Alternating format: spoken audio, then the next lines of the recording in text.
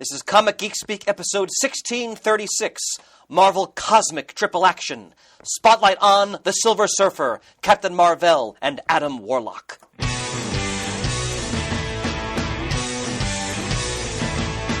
got it on Wednesday, and you was talking about it going to the bottom up. These guys will talk about it, everything the geeks love. From cakes to laser beams, opinions like the seasons, and everything you read in comics, movies, games, toys, artists, Comic Geek Speak, Comic Geek Speak, Comic Geek Speak, Comic Geek Speak, Comic Geek. Uniting the world's mightiest heroes. This is... I'm Adam Murdo. I'm Shane Kelly. And I'm Chris Eberly. Comic Geek Speak. Welcome, travelers among the stars,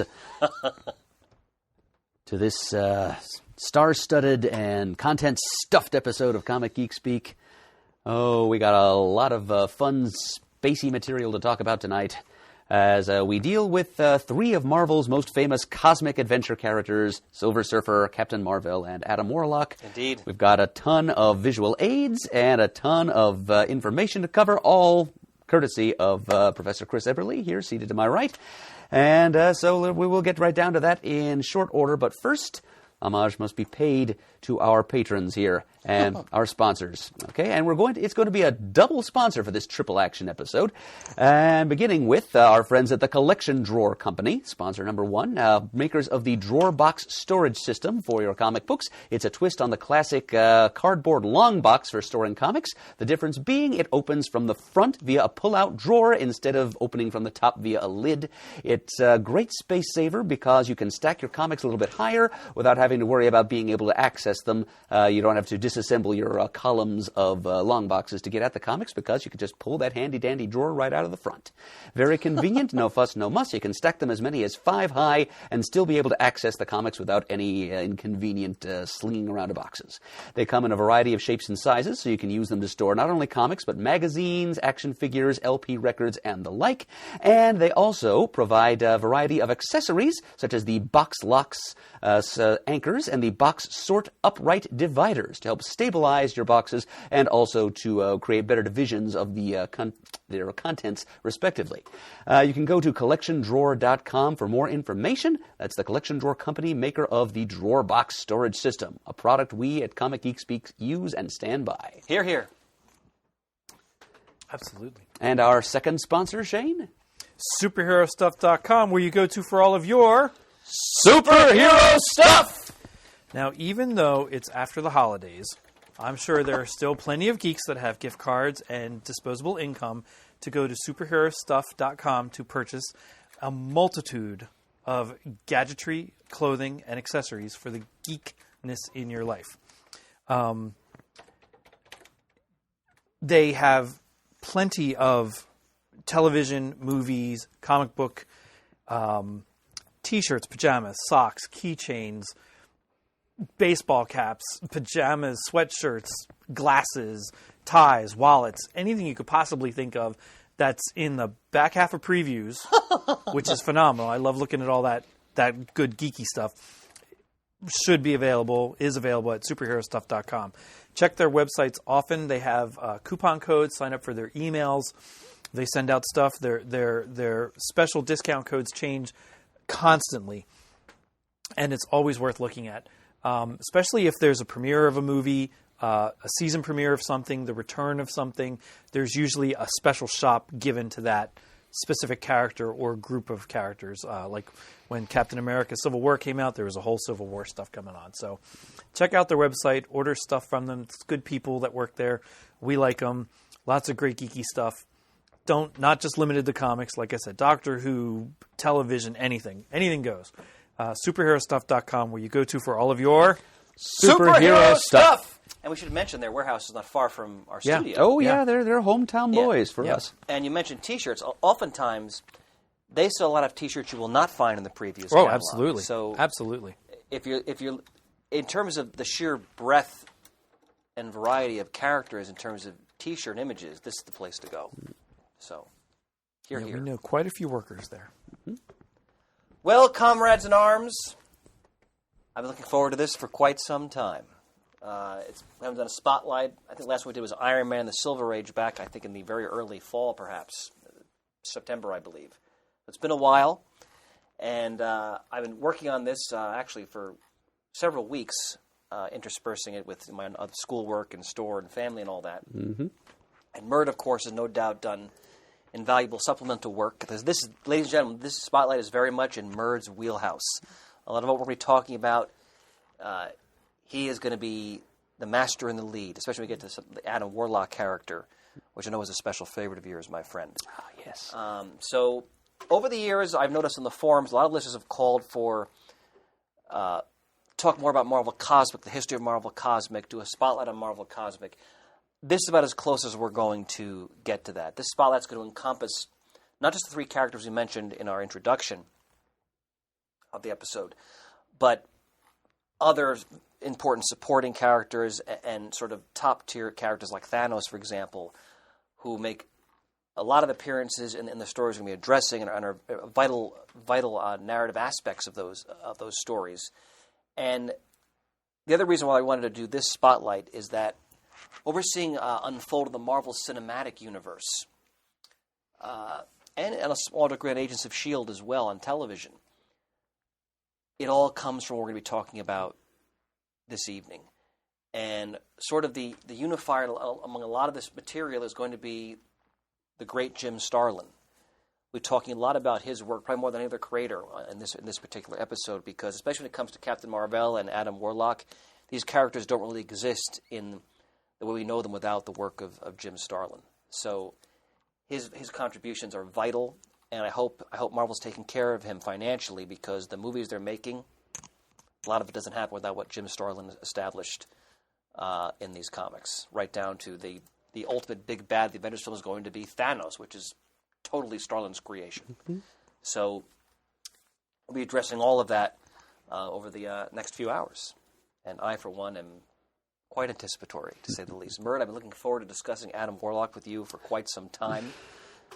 As I did the research, I found myself going cross-eyed as we got into sort of different versions of the character and the time stream and everything else. Mm-hmm. So, well, I hope I don't disappoint. Yeah, my friend, you never do, and I hope this is edifying for me, as I hope it will be for our listeners.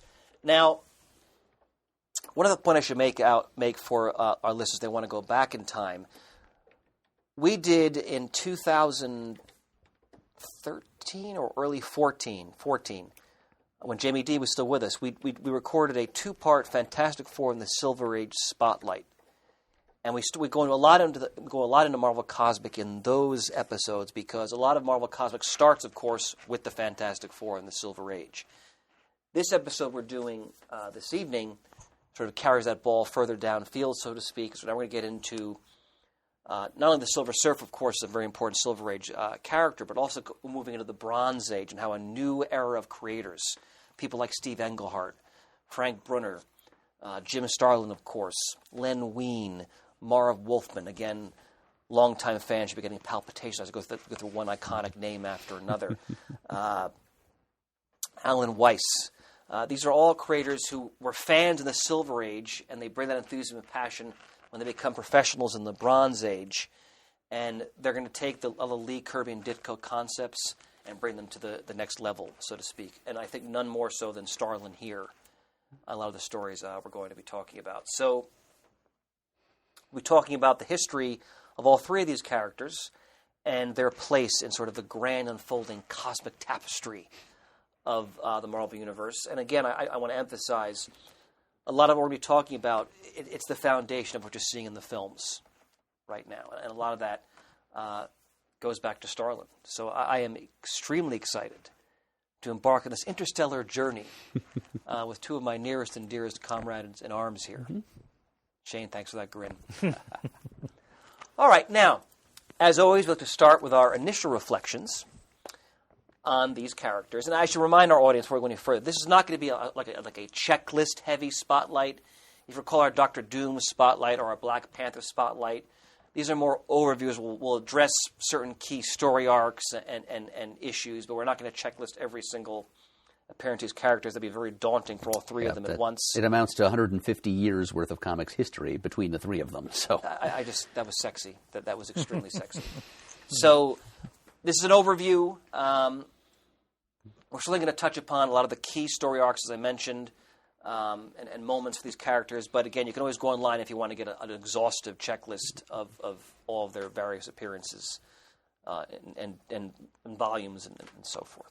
So, Shane, we'll start with you, brother. Initial thoughts on any of these characters, if any. I know a little bit about Silver Surfer, more than the others, and even that's more recent with the last two iterations of the Silver Surfer comic. Beyond that, only when he would show up in big events or in Fantastic Four that I've read through the Spotlight that we did on the Byrne run, something like that. Beyond that, I know very little about any of them. Even Adam Warlock, a tiny, tiny, itty-bitty bit about. So I'm curious to see what I learn here and find out where to go to read some of the stuff that makes these characters what they are, especially to you, Murd. Just something I've never gotten into, so I'm excited to hear what's going on. Brother, I hope we can edify. Brother Murdo. Oh, well. Well, I think usually when we get to this part of a Spotlight type episode, I usually just say, hey, I learned about them from our friend Matt's Mar-Vell Universe trading card sets. Right. That applies here too to a certain extent. But the Silver Surfer is one exception. I'm pretty sure I learned of this character before Matt began his conniving and his machinations to explain, sir, to draw me into this coven of comics fandom. I knew a couple of other kids in elementary school who were into comics. I think one of them was named Justin Weatherholtz. He works as a tattoo artist somewhere in New York State now. But I think I can remember him bringing a few comics into school to show to a couple of his comics reading friends. And I saw one of them and I asked about it, and he said, "Oh, that's the Silver Surfer." And I can remember thinking that a man coated in metal who rides around through outer space on a flying surfboard was one of the dumber ideas I had heard to date. So the Silver Surfer needed to grow on me a little bit. But, in time, I came to appreciate the grandeur of the character a little more deeply. He's a terrific visual, for one thing. Once you get past the fact that the idea of this very earthly artifact thrown incongruously into the context of outer space adventure. But yeah, it's just so evocative of just pure movement in space. It brings to mind. Certainly this didn't come to my mind the first time I learned of the Silver Surfer in elementary school, but years later I learned of a sculpture by a sculptor from the Futurist school, Brancusi, I think his name was. It was called Bird in Space. It was just this streamlined piece of metal, roughly in the outline of a bird. And that's Kirby's design of the Silver Surfer did just as much, I think, to evoke this perfect notion of movement. One of the most compelling designs, in my opinion. Yeah, even in a static medium like comics, much like a static medium like sculpture, he's just pure aerodynamism. And so on that level, he's a real gift. But there are other things to love about Norrin Rad as well, as we'll see. Adam Warlock, I did learn about through our friend Matt's Mar-Vell Universe trading cards. I took to him immediately. His name, his hair color, his dour visage, and his constant sense of alienation. These were all things that I instantly related to. And as I got to know the character better, I liked him even more. The way the character was. It's just such a victim of destiny, how he was buffeted by the cruel winds of fate, just back and forth between different cosmic polarities of order and chaos, life and death, soul and soullessness, omnipotence and powerlessness. He's just this synthetic being because he's outside the natural order of things, he just has a destiny apart from those of most normal human beings. As I noticed in your notes, Chris, he and Thanos are yin and yang of sorts, in that both of them are kind of unstuck from the grand design and so move on to have cosmic destinies that are truly unique in the grand tapestry, as you say, of the Mar-Vell Universe and its cosmic panels in particular. So I've always enjoyed Adam Warlock's ongoing journey through the infinite of the Mar-Vell Universe, and especially his encounters with the Infinity Gems, which are one of my favorite concepts in the Marvel Universe as a whole. Which we're talking about here. Even more than Adam Warlock. I love the Infinity Gems. And Captain Mar-Vell had been safely dead for about 10 years by the time I first started reading comics. And to this day, I must admit, I don't have a very strong handle on him as a character. I'm not much further along than Shane as far as my familiarity with Captain Mar-Vell. I've read...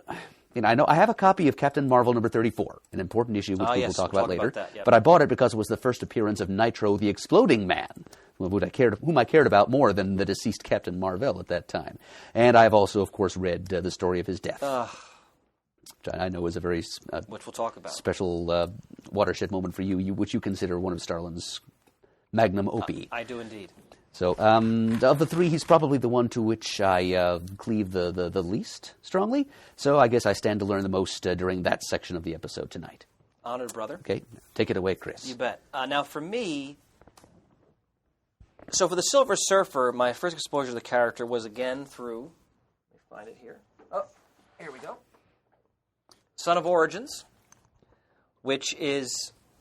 I've talked about these books many times, the Fireside collections of Stan Lee giving his version of the birth of the Marvel Universe in the 60s. And The Son of Origins, the sequel to Origin of Marvel Comics, contained not the first appearance of Silver Surfer, but which in hindsight is very interesting, but his origin, Silver Surfer number 1, the 1968 issue done by Stan Lee, and not Jack Kirby, which is controversial, but John Buscema. Now, John Buscema's art is breathtaking in that book, and we'll have examples of it on the screen shortly. That was my first exposure to the character, and I was immediately struck, as Murd mentioned, by the way the Surfer moved through space, just the sheer compelling visual of this silvery, glazed being on a surfboard. But again, the aerodynamism, the word used, was perfect there, Murd. And that captivated me as a kid. And then the philosophical musings of the Surfer as he talked about alienation and loneliness and, the insanity of mankind. And, Lee clearly getting out his views on humanity and where we're headed and where we've been and so forth. That drew me in, especially as you become a teen, the alienation, the isolation that character felt. And I've been reading the Silver Surfer ever since. I read most of the Volume 3 of the 1980s, 1990s series, which we'll talk about. I've read, pretty much all of his Silver and Bronze Age appearances. I lost track of the character a little bit in the 2000s. They had him in different miniseries. So did Marvel. Well, yeah. Don't feel too bad. And, of course, I am reveling, as I think we all are, in what I think is the already classic Dan Slott and Mike Allred series, which is just... exactly. You can't say anything else but that. As far as Captain Mar-Vell, I'll hold up to the screen again. This is my weather-beaten copy of Captain Marvel number 50 from his eponymous series, Marvel's Spaceborne Superhero. And this comic comes from my version of the Diefenbach collection, Murd. I said this before. When I was a kid in the late 70s, my cousins were a few years older than me. I've mentioned this in the year before. They gave me a pile of Bronze Age comics when they were a little bit younger, so they're from the early to mid-70s. And among them was Captain Marvel number 50. I never heard of Captain Marvel before. I'd heard of the Shazam character. I didn't know Marvel had a character named Captain Marvel. I used to get in these books in the late 70s as a little kid. And I loved the costume. The Avengers are in it, so that automatically drew me in. I was intrigued by the fact that he was sharing almost a bye with Rick Jones and the Negative Zone, which we'll talk about all that in a moment. And the Super Adaptor was a compelling adversary in that story. And I was just taken by the character. And then in 1982, Marvel graphic novel number 1 came out, The Death of Captain Marvel. And I said, this is the guy I read in Captain Marvel 50. My parents bought it for me. Not the first printing, but they printed it multiple times very quickly because it was a big seller. And I'd never read a story where a superhero died in such a mundane fashion. He dies of cancer. And to this day, from when I read it as a young kid, and now I just read it again as an adult just recently, just to refresh, few comic stories move me the way that story does, because it tackles death, but not in a, slam bang, going down fighting against a million foes or, stopping a bomb or something dramatic like that. He got cancer. He tried to beat it. He couldn't, and he died. And Starlin takes that story through that experience, and I'll talk more about the background that we get there, and how it affects the people around him, Star Fox, Mentor, the other Mar-Vell heroes who come to pay their respects, even his adversaries. I think it's one of the greatest pieces of work in Starlin's career. And for that story alone, I love the character. And I've read a lot of his other appearances over the years. I've read the adventures of his son, Mar-Vell. I've read some of the Carol Danvers stuff. So the Captain Mar-Vell character has quite a legacy. Again, we'll be focusing only on Mar-Vell here, just for the sake of time. Carol Danvers deserves her own episode, which we'll put in the queue, essentially. But this is very much a legacy character. And even though his publishing run wasn't that successful compared to other Mar-Vell properties, what happens in his story is primarily because of Starlin basically establishes much of Mar-Vell's cosmic continuity. So that deserves its due. And then finally, Adam Warlock is the character I know the least about. I knew of him. I know his place, his role in the Mar-Vell universe. I knew he's another character that Starlin really put a stamp on. We should mention Starlin did not create Captain Mar-Vell or Adam Warlock. We'll talk about who did, because they should get their due as well. But Starlin defined these characters. So what I did, was that over the past few weeks, I've been reading Adam Warlock. I read all the Starlin stuff, which I'd never read before. Yep, there you go. All in one package right here. Yep, beyond snippets.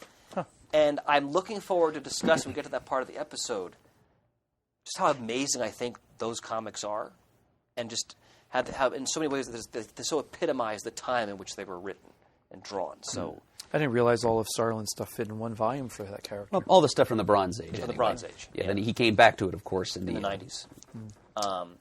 So Adam Warlock, very important sort of linchpin character of Mar-Vell's cosmic continuity. We should mention the Guardians of the Galaxy film. When they go to the Collector's lair, you see the cocoon, very briefly, which is his regenerative cocoon. So I'm hoping we're going to see Adam Warlock at some point in Mar-Vell's cosmic film continuity. You and me both, brother. I mean, you guys both saw the Guardians of the Galaxy trailer, right? Oh, did you see it? I've seen a Guardians of the Galaxy so we're going to see trailer. Mantis. They showed her. I did not see that Guardians of the Galaxy trailer. You got to watch it, Mert. so good. Yeah. So I wouldn't be surprised if Warlock is going to make an appearance. He should, because so much of what they're talking about and showing us, he's such an important part of that. So those are my initial reflections. Any other comments before we kind of plunge in here? Plunge. Dive.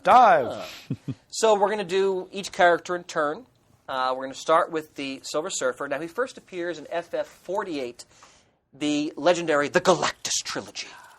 Now, we talked about this trilogy at some length in, again, our Fantastic Four Spotlight. So I'm going to do the Pantaloons roll. I don't forget the episode numbers, so I failed in that sense. Pants would remember them. But if you go back into our archives, definitely check out those FF Silver Age Spotlights, because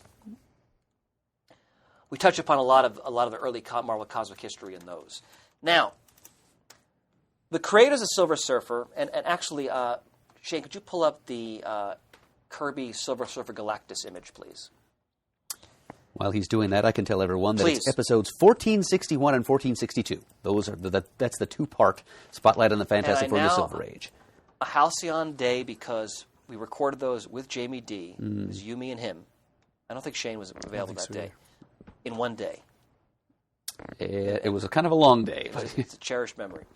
Now, the creators of the character, I have to be specific, because again, Lee, Kirby, Mar-Vell method, there's always controversy.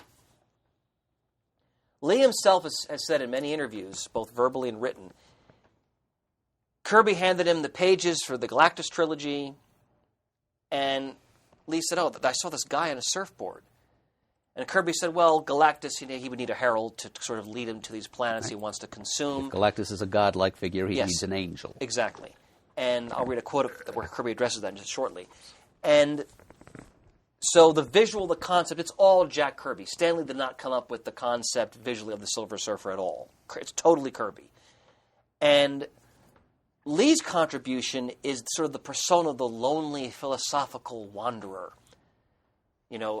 both in Earth and then throughout the cosmos, musing on the state of things, his lot in life, and the state of humanity, and so forth. That's all Stan Lee, which we'll get to shortly. So the two men both put their stamp on the character. I have to wonder if Kirby intended the Surfer to be portrayed the way Lee would ultimately portray him. Not at all. Yeah, probably not. I mean, that was kind of a sticking point, actually. Yeah. That's the fact that, well, I guess when we get to Silver Surfer #1, Yes. I'll say more about that. So, once again, it's the Marvel method. Just remind people, Lee didn't have the time as art director, editor-in-chief, and everybody said, all right, I want an issue with such and such villain, and go for it. The artists would do they plot the whole thing out based on whatever Lee told them. Hand him back the pages, he'd write in the dialogue and the captions. So Kirby handed him a page with the Silver Surfer on it, and then they got the ball rolling. Now, what about the Surfer's origin? So the Surfer, his real name, of course, is Norrin Radd, and he is a denizen of the planet Zenn-La.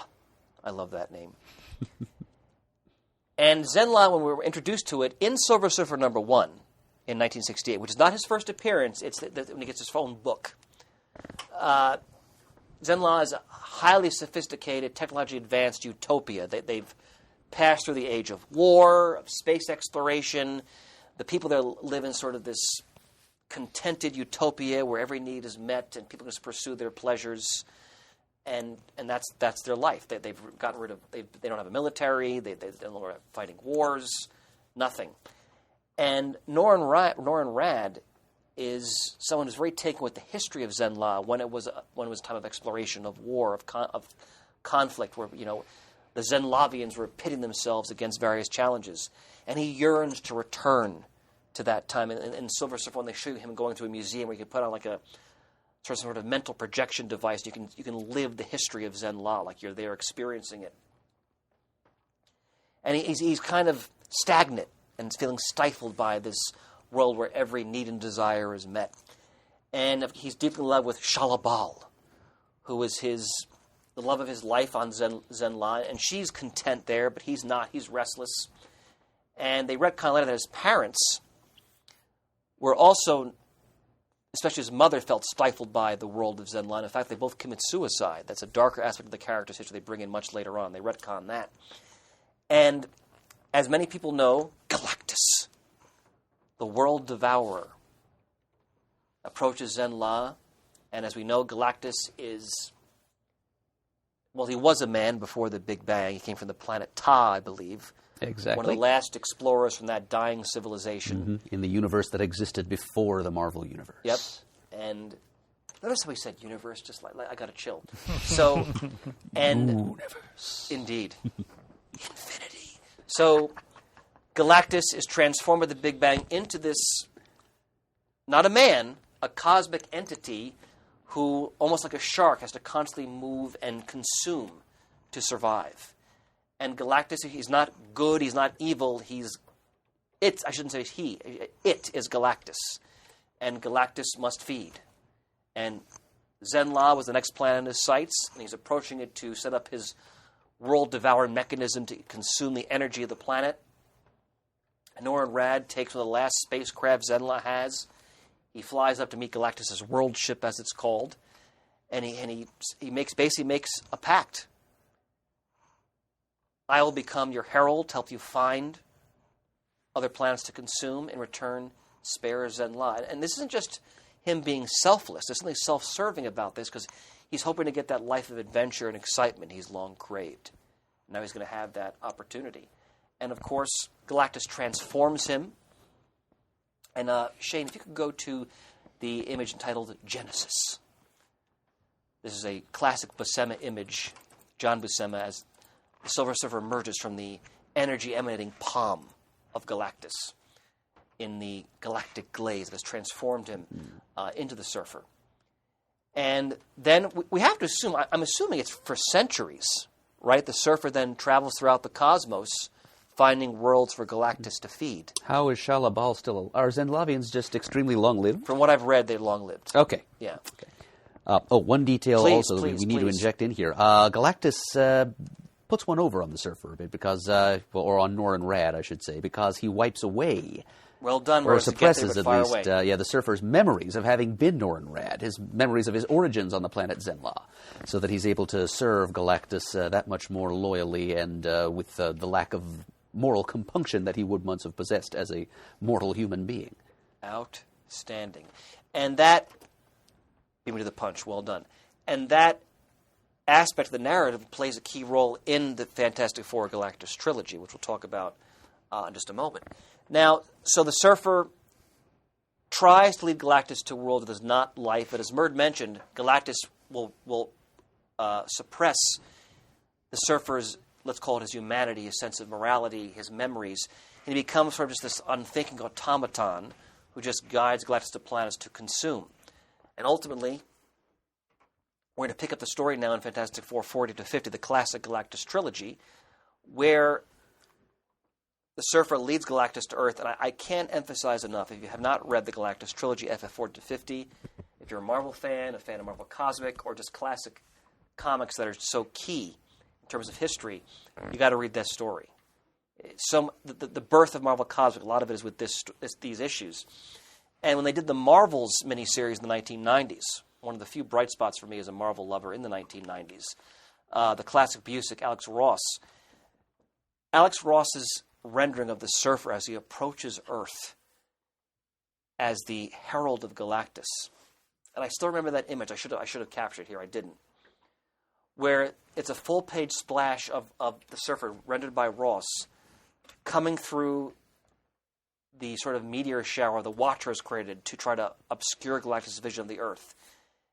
And all Busiek has, and the only caption is, Judgment Day. And the Surfer is the angel of death, essentially, coming to bring this, quote, God's wrath to Earth. Let me read a quote from Kirby on his take on the Surfer. Quote, "The Silver Surfer was an afterthought. When I did Galactus, I suddenly realized he was God, and I had done something biblical there. I felt that somehow God in connection with a kind of fallen angel type would be great. The Silver Surfer is, of course, the fallen angel." And you really get that impression in the Galactus trilogy. And have you guys both read the Galactus trilogy? I have not. I'm not sure I have either. It's one of those famous stories that I've read so much about, I feel like actually reading the story itself would almost be gilding the lily. Fantastic, Murd. Brothers, I highly recommend that you can read it. It's 3 issues. It's not long. I highly recommend it because so much of where Marvel goes in terms of its cosmic history, I mean, the FF and the Silver Age in general, a lot of it starts there, but especially in those 3 issues, they're classics. And I can't recommend enough, especially when we get to see Johnny Storm ranting about, we're all just ants! Because he goes into Galactus' world ship and he can't, his senses are overwhelmed by what he's experiencing. I've seen that panel. I've seen and or read descriptions of so many classic scenes from that story. Again, I feel like I've already read it, even though I haven't. Now, actually, Shane, if you could go to the image that says reflecting on Zenla.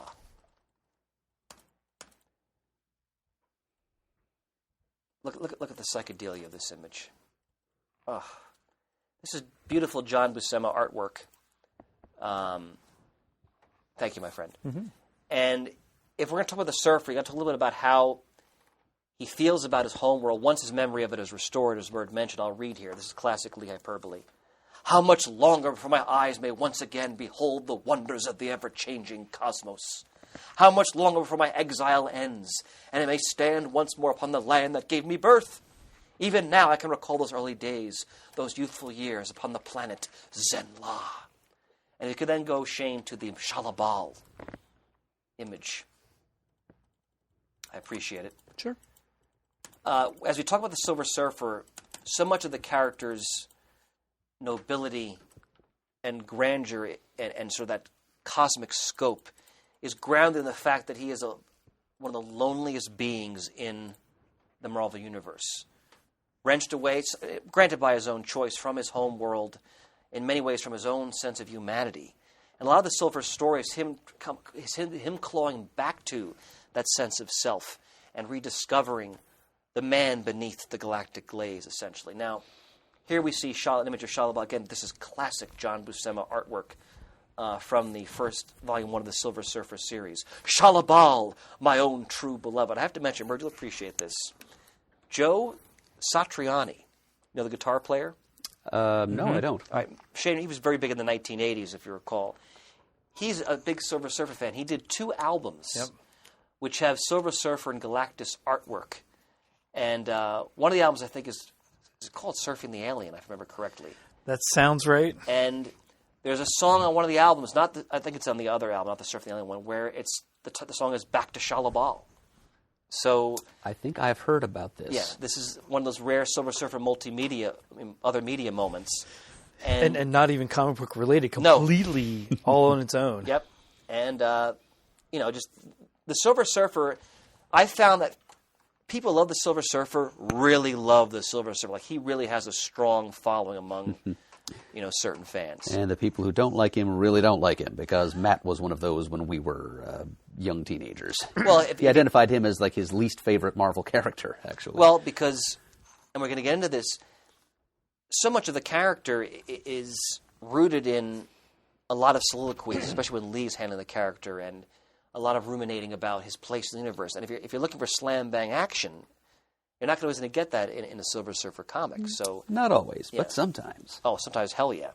Now, as you know, in the Galactus trilogy, going back to our origin narrative, the Surfer comes upon Alicia Masters, the blind sculptress who was the beloved of the Thing, Benjamin J. Grimm, and he's taken with her, and her profound sense of humanity, her goodness, awakens within him in what Galactus had suppressed, his own sense of humanity. And he turns against his master to defend the Earth against the hunger of Galactus. And the FF, because they gain the ultimate nullifier, because Uatu the Watcher intervenes to save the Earth, they drive Galactus off, but Galactus to punish his former herald. And we get a sense throughout the years that Galactus actually has affection for the Silver Surfer, probably more so than many of his other heralds. He almost seems like he's actually feels wounded by the Surfer betraying him. He doesn't kill the Surfer. He doesn't take away his power cosmic. But he banishes the Surfer to Earth and to the Skyrider of the Spaceways, as he's called. He creates a barrier the Surfer cannot penetrate, so he's doomed to basically remain in the Earth's atmosphere and to never be able to leave it. And Shane, if you could go to the image of FF55, please. I'm going to read that. I'm sorry. FF53 art.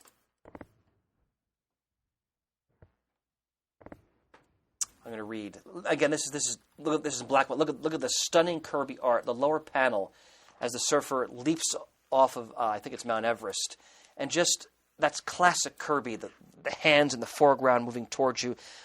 No one could better create a sense of dynamic movement in a panel than the King. And you see that never better example than the Silver Surfer. I'm going to read now. This is classic. The Surfer waxing rhapsodic about his lot. I, who have crested the currents of space, who have dodged the meteor swarms and outdistanced the fastest comets, I must resign myself to this prison which men call Earth, because I dared give up the freedom of the universe to aid the hapless universe. But I must have no regrets. Whatever destiny awaits me, I shall be true to my trust, though I am a stranger in a world I never made. Lee really took the Surfer in that direction, where he acted as sort of a spokesperson for what we assume was Stanley's view of humanity, and both the potential of humanity and the downfall of humanity. Now, once the Surfer turns against Galactus, from the Silver Age into the Bronze Age, he is traveling around Earth. He forms an alliance with the FF. He helps them many times. He helps form the Defenders, that classic Marvel superhero team, and many adventures. And, of course, Galactus will eventually lift the barrier, and the Surfer will be able to penetrate, and then his adventures will be taken back out into the wider cosmos. And he's been there ever since. Any questions or comments before we move on, gentlemen? Not at this moment. All right. Now, touch a bit upon the powers of the Surfer. When we read a Surfer comic, we often hear about the power cosmic. And when the Galactus created the Silver Surfer, he transformed Norrin Rad into the Surfer. I kept finding this phrase in the internet, galactic glaze. Sounds like a hostess coding. But anyway, Norrin Radd is reborn into this being who is covered in this silver glaze because of the comics code of the time. That kind of give him the outline of a pair of briefs in his midsection area. But now they don't even show that. He's just a fully silverly glazed being. Mm-hmm. Just a big lump of liquid metal in the shape of a human being. Well put, sir. And this galactic glaze allows him to operate in the vacuum of space, and it makes him virtually indestructible, and one has to assume immortal as well, essentially. And the Silver Surfer is endowed with some of the power of Galactus itself, so he is one of the most powerful beings in the Mar-Vell cosmos, essentially. He can absorb, manipulate, and discharge energy from across the electromagnetic spectrum. We've seen many examples of that in the stories. He can project force fields. He can phase through solid matter. He can travel across time and through dimensions. He can heal wounds. He can rearrange matter. I mean, this is a heavy hitter in the Mar-Vell universe, a cosmic-level being, essentially. And he has, of course, cosmic senses. I often remember reading stories where he could track a mote of dust across the cosmos. His vision can see across a light year. He can detect, track, and discern all forms of energy. He doesn't have to breathe or eat. His galactic glaze takes care of all of his bodily functions, so to speak. He is endowed with massive strength if he needs it. He's fought the Hulk, Thor, the Thing, Thanos, toe-to-toe, and lived to tell the tale. This is a very powerful being. And, of course, what would the Surfer be without his board? To me, my board! Now, of course, if anybody who's fans of the All Red Slot series, they've kind of turned that classic exclamation on its head. And the Surfer's traveling companion, the wonderful Dawn Greenwood, now calls the board Toomey, as in Toomie. Right. Mistaking the phrase "to me, my board" for the Surfer calling his board by name. To me, my board. And the board is linked to the Surfer in mind and body. They are essentially one, again, created by Galactus. The board is essentially indestructible. Just a solid slunk of galactic glaze. Yep, and because it consists of that glaze, and the board follows the Surfer's every command. Now, in the current Surfer series, they've established that the board is one with the Surfer. It also seems to have a personality of its own as well, which I thought is an interesting twist on the concept of the Surfer's board. And, of course, the board is the Skyrider of the spaceways, as they call the Surfer. It can traverse across the cosmos on it. It can attain speeds of up to Mach 10 in Earth's atmosphere. The speed of light in space, and it can exceed the speed of light in hyperspace, from my research. So this is a bad mofo, Silver Surfer's board. I mean, this is one of the most powerful sort of pieces of paraphernalia in the Mar-Vell universe. So, again, we talked about it. Murd, you mentioned this in the introduction. What a striking visual, the Silver Surfer on his boards. What do you guys think of just the concept that this man on this surfboard skating the spaceways, so to speak? Well, as a young kid reading comics, I thought it was kind of silly. Just first impression, it was kind of goofy and silly and a little bit beyond what I cared to suspend disbelief for. But reading through more Mar-Vell comics as I got into comics and grew up a little bit, still not one of my favorite characters, but I definitely understood and respected the power they gave him that others either feared or really tried to trust him with because of what they needed him for when big events happened or something. And then learning that he was a herald of Galactus and all that. Just interesting. Wait a minute, Shane. Galactus. Go ahead. Interesting stuff.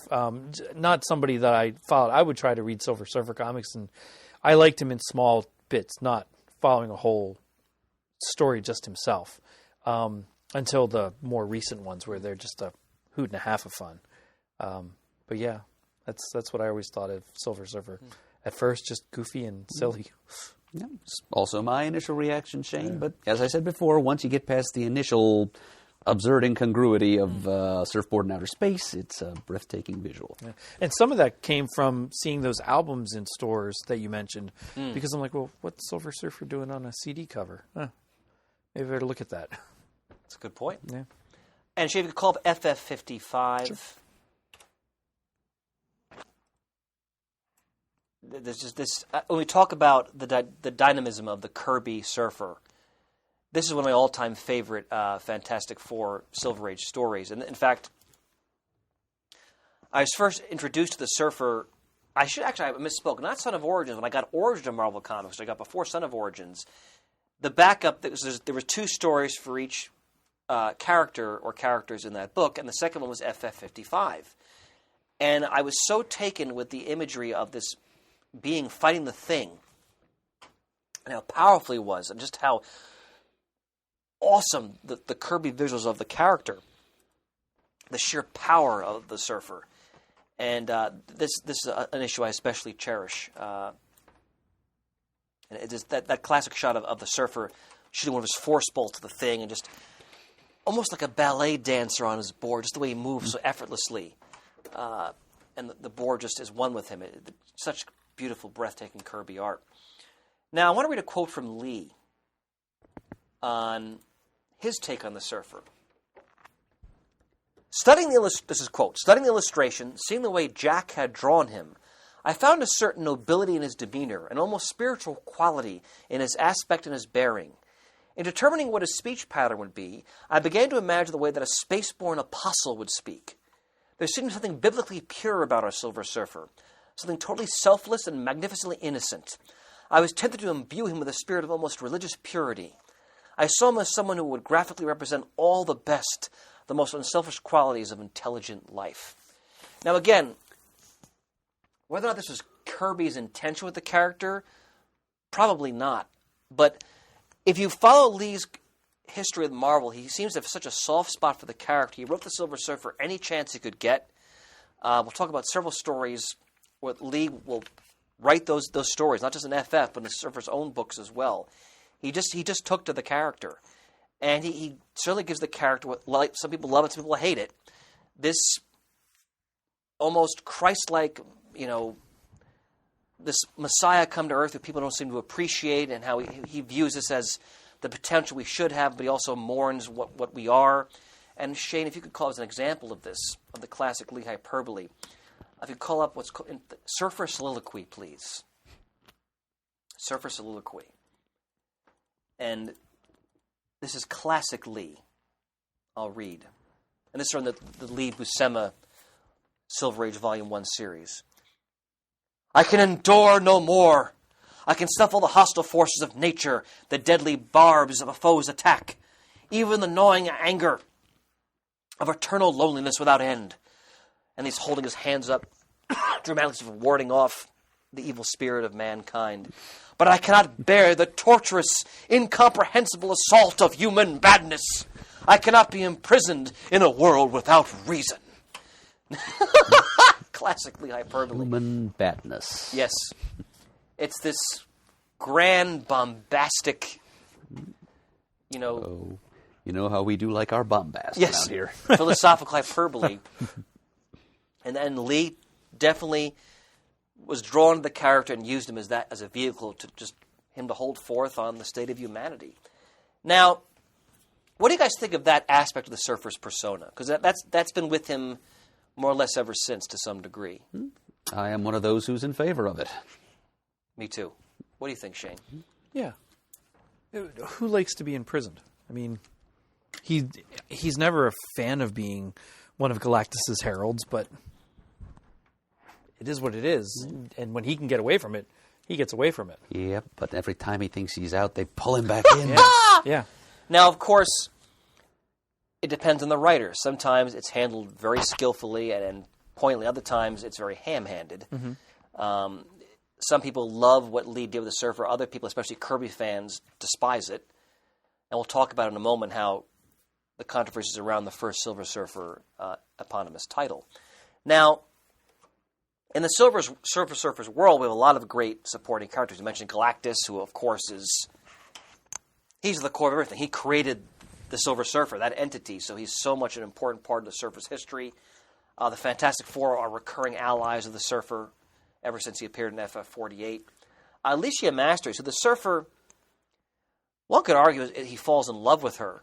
And she becomes a supporting character in his own book for a period of time, and a companion to him as well. Of course, Shah-Labal, who first appears in Silver Surfer #1 from 1968. They retcon in the Surfer's Own series his mother Elmore and father Jortran, who both commit suicide before Galactus comes to Zenla, apparently because they, in different ways, are feeling stifled by how stagnant that society has become. We'll talk a bit about Mephisto, who is, well, some might argue, is the Surfer's arch foe. He first appears in Silver Surfer #3 from the 60s. Nova, who we mentioned in our FF Burns Spotlight, Frankie Ray, becomes a later herald of Galactus. Character I often find a bit creepy. We've talked about that before. Of course, Thanos will play a role in the Surfer's history. And, of course, Dawn Greenwood, his Doctor Who-like companion in the current delightful series we were all enjoying. Some notable appearances and story arcs I wanted to mention for our listeners that want to, hunt some of this stuff down. Again, FF40 through 50, the Galactus trilogy, is mandatory reading for anyone interested in Marvel's cosmic history and the Fantastic Four and the Surfer. Start there. I mentioned FF55, When Strikes the Silver Surfer. Classic thing, Surfer Donnybrook. Thrilling Kirby Senate art. This, again, FF55 is what many people consider the peak of the Lee Kirby FF run. This is where you've got, this period is when you have the Galactus trilogy, the Black Panther, the Inhumans, Silver Surfer.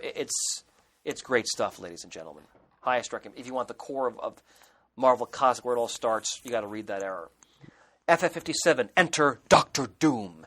This is where Doom famously dupes the Surfer. He takes advantage of the Surfer's nobility, his innocence, and Doom passes himself off as a noble, benevolent monarch of Latveria. And he tricks the Surfer and siphons off some of his power cosmic. And if you recall, the second Fantastic Four film, Rise of the Silver Surfer, they basically based it in part on that storyline to some degree. We'll talk more about that at the end of the Silver Surfer part of our segment of our episode here. Now, an interjection before? Please. I know I'm looking at your notes here. We're going to the Silver Surfer #1 first, but I'm going to interject one thing. Please. The first true Silver Surfer solo story, where he didn't have to share the marquee with any other hero character, was a backup story in Fantastic Four Annual #5. Damn, I know I can count on him. Woo! Woo-ha, woo-ha. Indeed.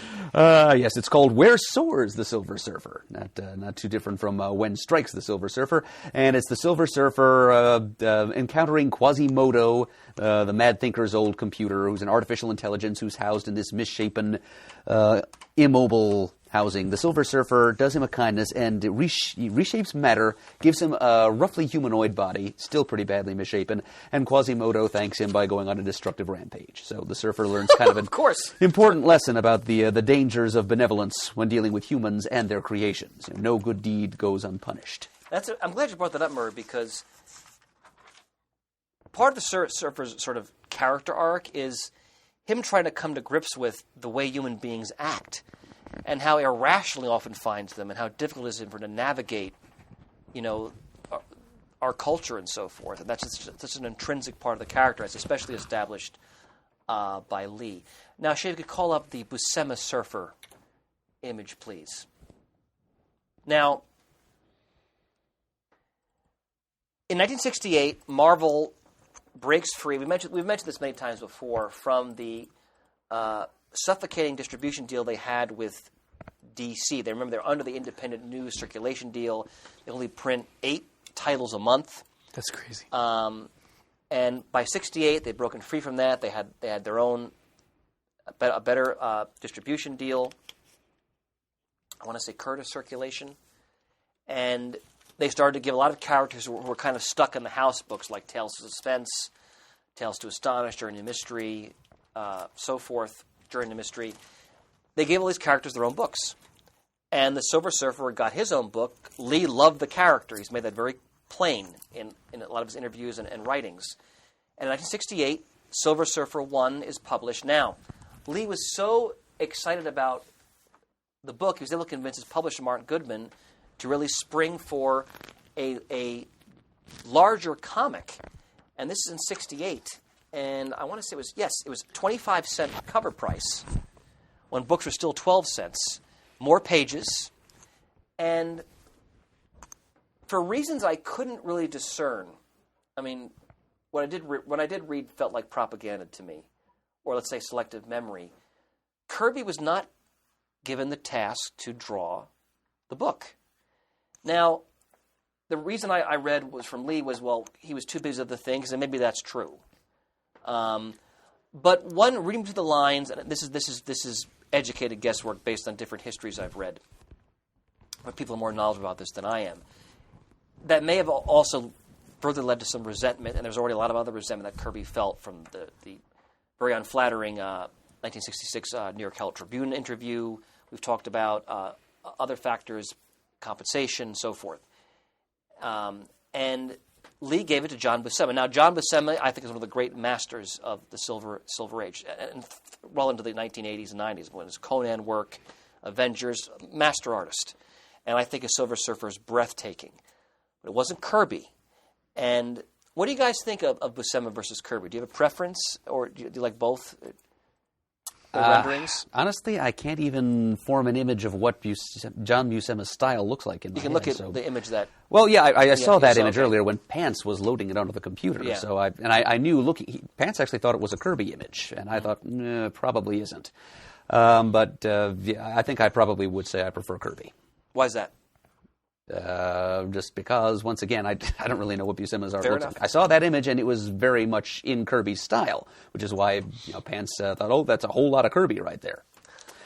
But yeah, so probably I would probably say Kirby. Well, we have to remember that Lee always made a point of whenever artists came into the bullpen, he said, all right, I want you not to copy Kirby, but to draw like him, that dynamic sense of dynamism. Try to tap into the same source of energy. The energy, Sure. exactly. The drama and the pacing and the action.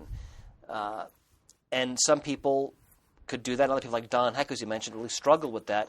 I think Buscema just took it and ran with it and did his own thing with it. When I look at John Buscema's work, and I'm a huge fan of it, it's almost like I'm looking at paintings from like the Italian Renaissance. Like he has that mastery of form and anatomy. I just think he's a breathtaking artist.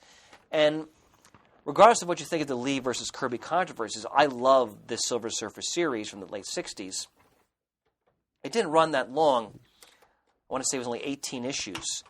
But Shane, thank you, Mert. Shane, if you could bring up Silver Surfer 3, that image. Classic cover. This is also the introduction of Mephisto, The power and the prize. And, Murray, could you explain to the audience Mephisto's place in the Mar-Vell universe? He is their go-to Satan figure. Yeah. And he is in effect the devil. He is an extra-dimensional being who rules this infernal realm, and he is able to get his mitts on the life energy of deceased human beings, usually by bartering with them for the right to take it into his realm, and he gains power from amassing all of these human life forces or souls in his realm. So he's not a devil in the religious sense, but in pretty much every other sense. He's a science fiction Satan. Well, an apt description, brother. Science fiction Satan. I like that. And Shane, if you can bring up the Mephisto image, please. As Murd said, Mephisto craves souls, and he becomes especially obsessed with the Surfer and the Surfer's nobility and goodness. And a lot of stories from Silver Surfer 3 onward, he's trying to corrupt the Surfer, trying to tempt him. And Silver Surfer 3, which I think is a classic, and that's in the Bring on the Bad Guys Fireside Edition, which is another one of my piece of early education as a Mar-Vellite when I was a kid, where they bring in Mephisto. They show his introduction in that collection. But if you look at the Mephisto image, which Shane is, again, it's beautiful Buscema art, him, on his throne, cast in shadow. While man remains an educated savage, my ranks of the damned are swelled to overflowing. Fantastic. But basically, you see where Lee probably saw the Surfer as like this Christ-like figure, and Mephisto is Satan trying to tempt him. And Silver Surfer 3 tempts him with jewels and an empire and the image of Shalabal, and the surfer resists everything. You know, his sense of nobility. In fact, I'll read a classic panel here. Bring on the bad guys. Within my brain, his accursed purity did pain me like a canker. But now I play my master card. Even you have no defense against the weapon men call love. Canker. Yeah, that comes straight from John Donne. Does it? Yeah, that's not necessarily Paradise Lost, but it was a term that Donne used in some of his poetry. So, fitting that Lee put it in Mephisto's mouth there. Once again, Professor Murdo's office hours will be posted, ladies and gentlemen. Right under Professor Everly's. The doctor is reeling. Now, Shane, call up Silver Surfer 4 image, please.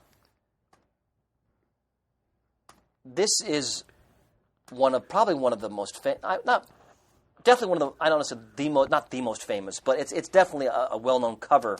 Surfer versus Thor is the image. I'm sorry. Okay. From this Lee Buscema series and from the Silver Age in general, this is sort of like a recolored, looks like a recolored, touched image of that cover. It is just breathtaking John Buscema artwork, and it just gives you an idea of sort of the grand cosmic spectacle they're really striving for in this series.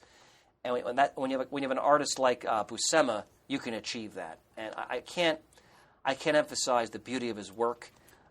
In no way may I take anything away from Kirby. He created the visual of the character. I love Kirby's Surfer just as much.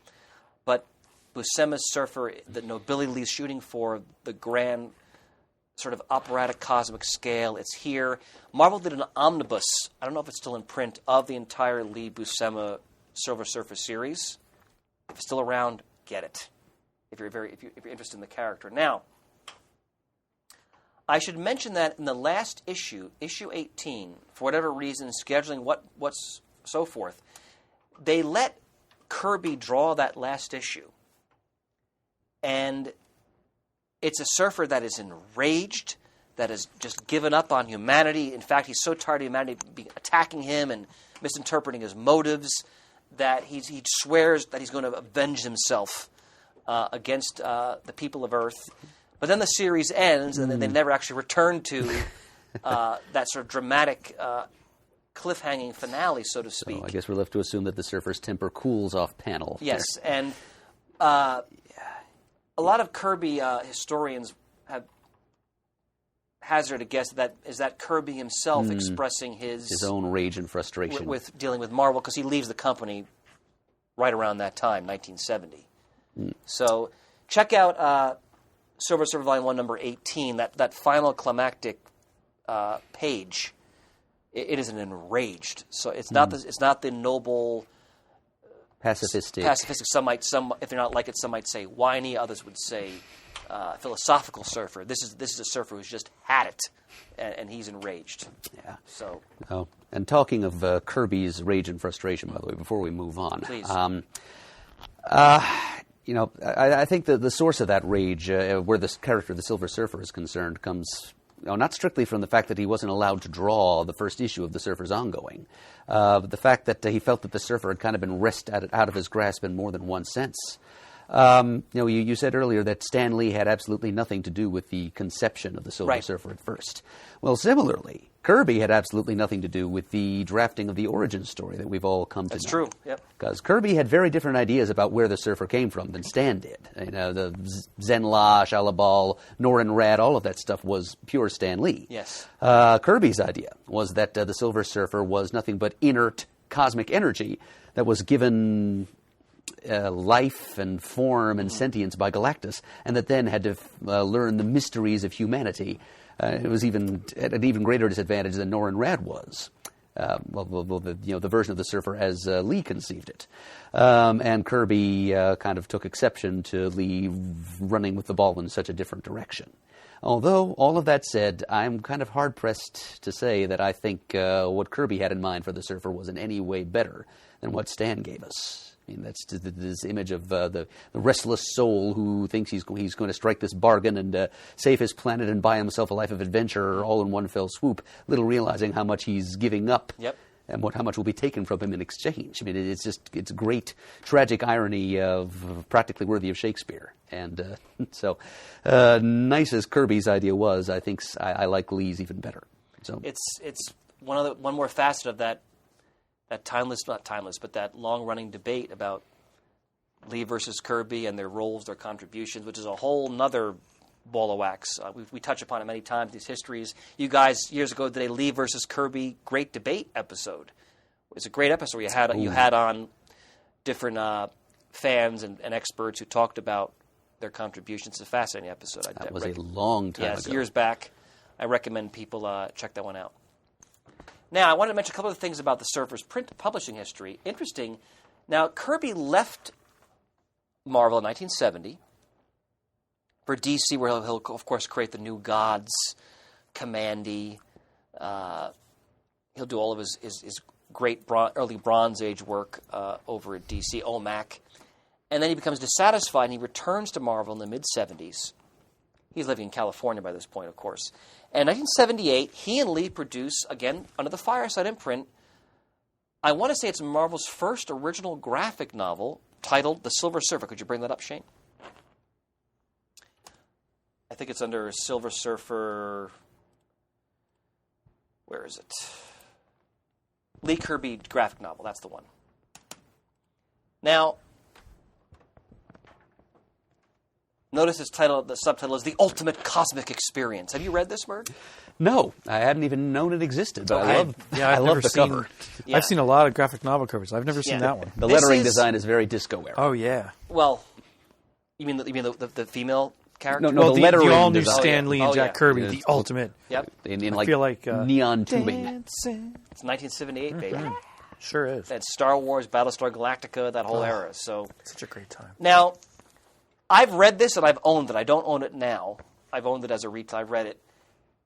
Highly recommend it. It's not. If I remember correctly, it's not in Mar-Vell continuity of the time at all.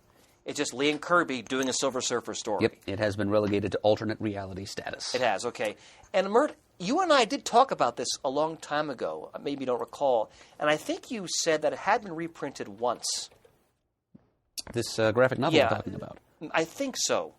Because I was talking about this on some episode, this is a while back, and I think I made the mistake of saying it's never been reprinted. Either you or someone online corrected me and said, no, it has been reprinted maybe one time. Probably somebody else, Okay. because I really don't think I was aware of this thing's Fair existence enough. until just now. Having said that, if there's a reprint of it, it was years ago, because I've never seen this reprinted in recent memory.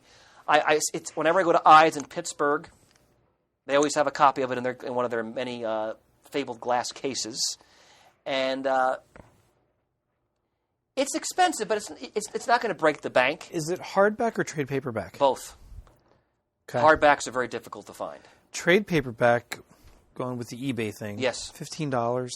Hardback, $38 to $70 Okay, $15. That's all for the soft for the cover. trade paperback. Yeah, for the one that I see that sold recently. Okay, I was just curious. if you're a Surfer fan, got to read it because it's Lee and Kirby working together one last time on this character they both clearly loved. And this one, Kirby had a detente with Lee, and he was back with Mar-Vell for a period of a couple years in the mid to late 1970s. That's when he did the Eternals and Devil Dinosaur and his wacky, fun Black Panther and Captain America runs and Mad Bomb and so forth. So Yeah, you know what? 40 for something like that I see someone, that's not terrible for a price on a hardback that's that old and kind of rare. yeah, Considering what you pay for hardback OGNs now. good point. So it's out there on the secondary market. I would imagine Mar-Vell. Well, granted, the Surfer's attached to the Fox studios. They've been kind of, well, the FF especially, have just kind of like cast aside essentially, which I think is shameful. Drives but, me nuts. Absolutely drives me nuts. So hopefully we'll see that book reproduced. It's definitely worth checking out, just for the historical aspect of it alone. Now then, Lee, John Byrne, and Tom Palmer did a Silver Surfer Volume 2 one-shot in 1982, which you can often find in back-issue bins for not much. Again, any chance Lee would have to write this character, he would take it. And one of my early experiences of the Surfer, which I've always cherished, in 1988, Lee teams up with the legendary French artist Mobius. And if you go to the Lee, it says Parable, Shane, that image. happen. They team up, thank you, sir, to do a Silver Surfer miniseries. I never, I'm a kid, 1988, so I was 15. I'd never heard of Mobius before. This art blew me away. The way he drew Galactus almost as a being sort of emanating from just energy. Have you guys read this story? No. I have, and I reread it just a couple of nights ago. I look forward to your opinion in just a moment. His capturing the Surf, there's more of a lithe figure. And I think a lot of people lampoon Stan Lee's writing sort of post-Silver, early Bronze Age, like he's lost it. Yeah, and I would agree with that in most cases, but not this story. I believe this story won an Eisner. Murr's going to disagree with me here, obviously. Yeah, I think fine. this can be filed under Stan Lee having lost it as well. All right. Entered as evidence Explain, against sir. him. Explain. It's just...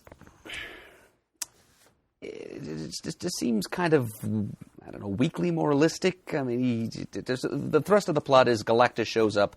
He's going to uphold the letter of his promise not to attack Earth again. He instead presents himself as a sort of heathen god figure, and he tells human beings, I'm this godlike being telling you, rule yourselves, do what you will. Do not be ruled by the bonds of traditional morality. Just do whatever you want. Yes. And then he sits back and smirks as he watches humankind all too credulously listen to what he tells them and begin destroying one another. And so that's his plot. He's not going to destroy the Earth. He's going to let human beings destroy one another, and then he'll consume the Earth. Eat the pieces. Yeah. So the Silver Surfer is there trying desperately to reach the people, and there's some televangelist charlatan type that's taken advantage of Galactus's coming to further for his own gain, and the human beings around Earth were. And Stan Lee is just kind of manipulating them like puppets. They're not at all believable in the way they respond to all of this. It's just they're reacting in the way Lee wants them to. I mean, he's greatly exaggerating the principle of groupthink. It's a little bit like a Capra movie, except shoddier. Fantastic. So that's really all I've really got to say about that. The artwork is much nicer, but I'm not as well qualified to discuss art. Fair enough. I think for me, I mean, actually, Murray, I don't disagree with anything you just said. For me, this is one of the first Silver Surfer stories I read, outside of Origin of Mar-Vell Comics, Son of Origin, some of the if it's a Volume 3, which was coming out by that point. I was just the art especially still takes me, and I love Mobius's rendition of Galactus and the Surfer, and I'm such a huge Stan Lee fan, and he can get very hammy. There's no question about it. And again, I agree. In his later writing efforts, I think in general are often pretty subpar. But I think for me in this story, excuse me, if you go up to the Lee Mobius finale image, I'll read it to you. I ride my board. It matters not how far. It matters not how fast. I have no destination. I go where the winds of chance may carry me. I have known the heady exaltation of victory. I have known the gnawing pain of defeat. But I shall never cease searching for an oasis of sanity in this desert of madness that men call Earth. For the worst fate of all, amid countless worlds and endless stars, is to be forever alone. And it's a little hammy, but it's Lee doing the Silver Surfer. I just eat it up, basically. Trying to make a point about blind faith and religion and all of that, and not doing it all that well. There's some nice poetry along the way, I suppose, but... it overall kind of left me cold. You know, I bought it and read it. I don't have the issues. There was like a one-shot reprint of it sometime in the 90s, and I bought a copy of that. And I found it instantly forgettable then, and having read it now, I think I understand why. I kind of kept it in the Brian Deemer section of your brain. Kind of, yes. Just in like the... the amygdala, whatever the junk section of the trash file of the memory would be. To be filed in the closest trash, not compactor, receptacle. We can go with compactor. That's okay. In this company, that's good. That's a fair point, my friend. Well, ladies and gentlemen, we have two different views on Parable. You can check it out, and you decide. But Murray, in a sense, I don't disagree with him. I look at it probably through the eyes of nostalgia on that one. But if you're a Mobius fan, definitely check out Powerful. God, just those two images alone look gorgeous. That Galactus face is fantastic. Well, it's sort of this craggy, ancient Yeah. visage. Now, Silver Surfer Volume 3 is 146 issues, 1987, 1999. That's the longest series the Surfers had. By far. And I think Murray and I have fond memories of that series. I know you're a big Ron Lim fan. I am. Yeah. And also Ron Mars. Yes, who also contributed to that book. This is a series that I intend long-term to collect. And because they never reprinted the whole thing, as far as I know. And we have a lot of them in our bargain bins at Wild Pick Comics, 14 South Michigan Avenue, Kenilworth, New Jersey. Indeed. And if you love Marvel Cosmic and the history of Marvel Cosmic, this is a series you really should check out. It's a lot of fun. There's also it surfaces a lot of pathos.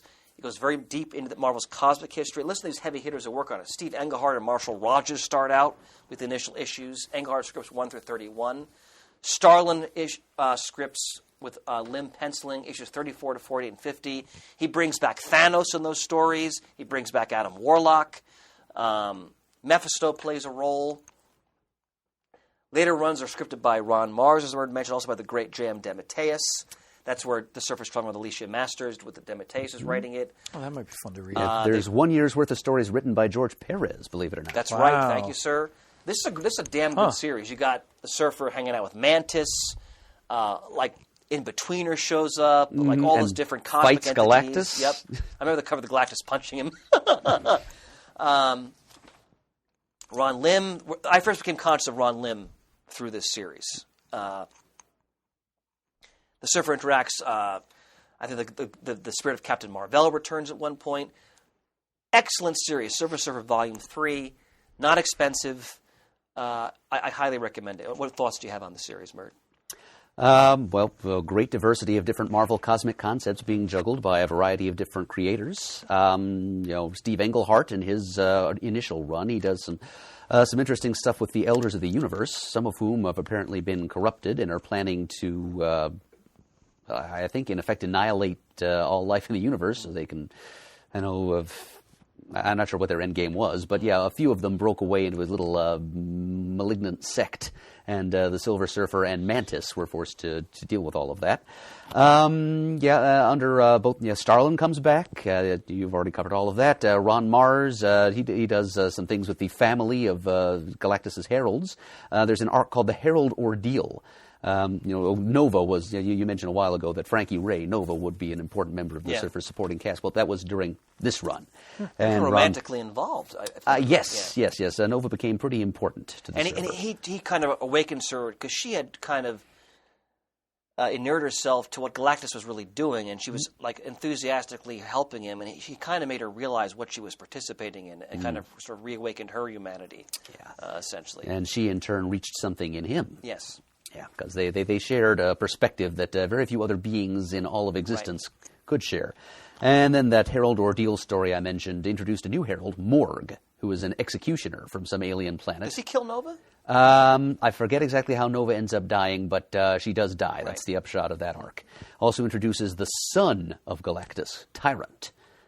A character who's, he was kind of like a proto-herald to Galactus, a being that he created, but that Galactus created to assuage his, or its, as you prefer, loneliness in the cosmos. But Tyrant then rebelled and tried to conquer all life, and Galactus had to shut him away someplace. These are all worthy things that take place in the Silver Surfer series of the 80s and 90s. I didn't know so many different creators wrote him during that time. Oh, yeah. It's a really good series. I'd be interested to read the DeMatteis and the Paris stuff at the very least. Yeah, it's good. And I wanted to end the Silver Surfer segment of our episode just touching upon what I think is the already classic Dan Slott, Mike Allred run on the character. I think technically it's volume 7 and 8 of the Silver Surfer. We're all reading that series. Well, is it the time bubble for you, Murd? Yes, eventually it will be, yeah. Same with, I'm not current on it at all. Okay, but you've read some of it. I've read some of it. Well, Marvel's not current on it either. No, that's true, too. It's a couple of months behind. It sure is. Yeah, issues shipping late. It panics me every time I go through and order my monthly stuff. I'm like, all right, Silver Surfer's missing. I start searching around, trying to find it. I just went through over the summer and got all the issues that I had missed, because I only got the first couple from the first iteration of this. Went through and got everything up to today in one lump back issue binge from one of the shops online. If you can call up the Surfer Dawn Greenwood image, please, Shane. We'll kind of end our Surfer 7 with this image. I often talk about, on this program, about the creators I respect most, or those who will put their own stamp on a long-established character, but not disrespect the history of the character. And Dan Slott does that so brilliantly in this series. There's an image, it was when they first started it, where they show you in one panel the Surfer's whole history. They have Buscema imagery, Kirby imagery, sort of in the reflection of the character. And going forward from that, you are fully aware of the Surfer as a character, where he's come from, what he's experienced. None of that is wiped away. But by bringing in the brilliant plot device of the Dawn Greenwood character as his Doctor Who-like companion, and how she, sort of like Alicia Matches, but on a more profound level, brings out his humanity to the point where in some scenes he removes the glaze. So you see Norrin Radd as he originally appeared. These stories are charming. They're often very funny. There's also great pathos. Like any good Silver Surfer story, it also addresses some of the great questions of existence and what they experience, questions of time, of love, of history. I think it's one of Marvel's most innovative series that they produced, besides The Vision by Tom King, in quite some time. Yeah. So I'd agree with that. if you're a Silver Surfer fan, or if you just want to experience the character for the first time, they've put out trades of the first few arcs of the series. You should pick them up, because I don't think you know a lot about the Surfer to even enjoy them either. No, because I don't know a lot, and the issues that I've read, I thoroughly enjoyed. Yeah. So that's I think it's a special series, and it so taps into all the great points of that character, but there's a lot of humor added to it through Dawn. Dawn Greenwood is like our point of view character. Sure. And she provides a window into this awe-inspiring world of interstellar travel and just cosmic questions, and she grounds it. And I think Allred's art works so beautifully in the series. Remember that early issue where they went to that world? I can't remember the name of it. Yeah, but you know what I'm talking about. Yeah, I do. Yeah, it's breathtaking. Beautiful double-page spread. Yeah. Oh, yes, I do remember the spread. Yeah. So the Silver Surfer is very much alive and well in the Marvel Universe, especially thanks to what Slott and Allred done. Now, you recall in the 2000s, Word mentioned the character was kind of adrift. There was a Straczynski story where they actually killed the Surfer. Did you guys read that? No. No, where did that appear? It was a miniseries in the 2000s where Straczynski has the Surfer die from some kind of affliction. It's a good story. I don't think it's in. It's obviously I don't remember how they got out of that or explained it away. Maybe some of the forums can help us. I don't have it in front of me. But that's something worth checking out too. It's I don't even know if it's in continuity now. But he goes to the FF. They can't help him. It's an interesting story. It's JMS. He's a great writer. So Yeah. that's something I would check out as well. That seems like something I would have looked up, though, considering what he was writing at the time with Spider-Man and then Thor and all. Just, I don't know how I would have missed that. Well, like Merge said, the 2000 Surfer was kind of, he was a bit adrift, I would say. No pun intended. All righty, we've returned. We took a little potty break there. Now, unfortunately, Shane had to leave us because he has family obligations to attend to. Mm-hmm. So Teleported right out of here between the seconds. So if you're following us on video, I wanted to show one more image from our Surfer segment before we moved on to Captain Mar-Vell. This is a classic John Buscema art, and this image is a good example of why Buscema was such a great Conan artist. The way he renders the women dancing here, trying to seduce the Surfer, and Mephisto's trying to tempt him. I urge you, wait! Answer not in haste! You need not make a choice, accept them all in place of Shalabal. For the generosity of Mephisto is truly beyond compare. Of course, the Surfer does not succumb to this temptation of the flesh. Naturally. Because, again, he's supposed to be like this messianic, Christ-like figure in Lee's hands. So this is the temptation upon the mount. Indeed, sir. But I just wanted to show this last image. It's just breathtaking John Buscema artwork. So I can't emphasize it enough. Now, and one other image, well, not image so much, but story from that same please, era my friend, continue. that I feel we must mention before we Please, move please. on. The Silver Surfer, the first series, volume number 5. That is the story in which Silver Surfer goes up against the Stranger. And it's also the issue in which we're introduced briefly to a scientist named Al Harper. Explain, sir. Well done. The Stranger has, for reasons of his own, his motives were always terribly mysterious, in the Silver Age and afterwards. He decided he wanted to destroy life on Earth, and he'd rigged up a super weapon to do so, but Al Harper sacrificed his life to thwart the Stranger's designs. And he, in so doing, inspired the Stranger to abandon those designs, actually, temporarily, anyway, and depart from Earth. And also, it had a pretty profound effect on the Surfer, because it showed him a better side to humanity than he had thus far seen. Its capacity for self-sacrifice in pursuit of a greater goal or the greater good. And he kept the memory of Al Harper alive and kept revisiting it mentally and physically in some cases. There are several stories over the years where he revisited Al Harper's grave. But it's something that had a profound effect on the Surfer and his opinion of humanity. And kudos to Mar-Vell Editorial and the creators for maintaining that continuity, returning to that plot line in the future. I wasn't aware. I knew the Al Harper story. I wasn't aware that they returned to it more than once.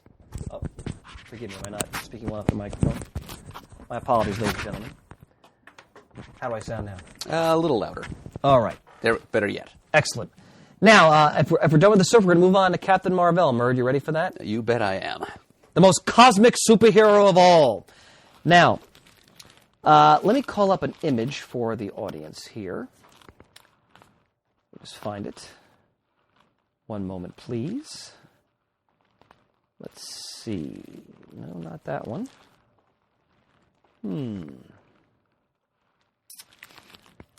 Shane makes it look easy, doesn't he? He does make it look easy.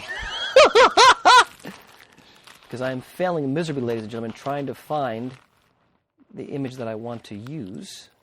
No, not that one. Shane, I think I found it. You are deeply missed, sir. Because right now I am blundering through the video process. But have no fear, ladies and gentlemen, we will sort this out momentarily. I'm trying to find... No, not that one. All right, let's do this. Now, Captain Mar-Vell was introduced in 1967. He first appeared in Marvel Superheroes number 12, which is the cover I'm trying to find right now and failing miserably at doing. So bear with me. Hopefully we'll find that. Here we go. Got it. Okay.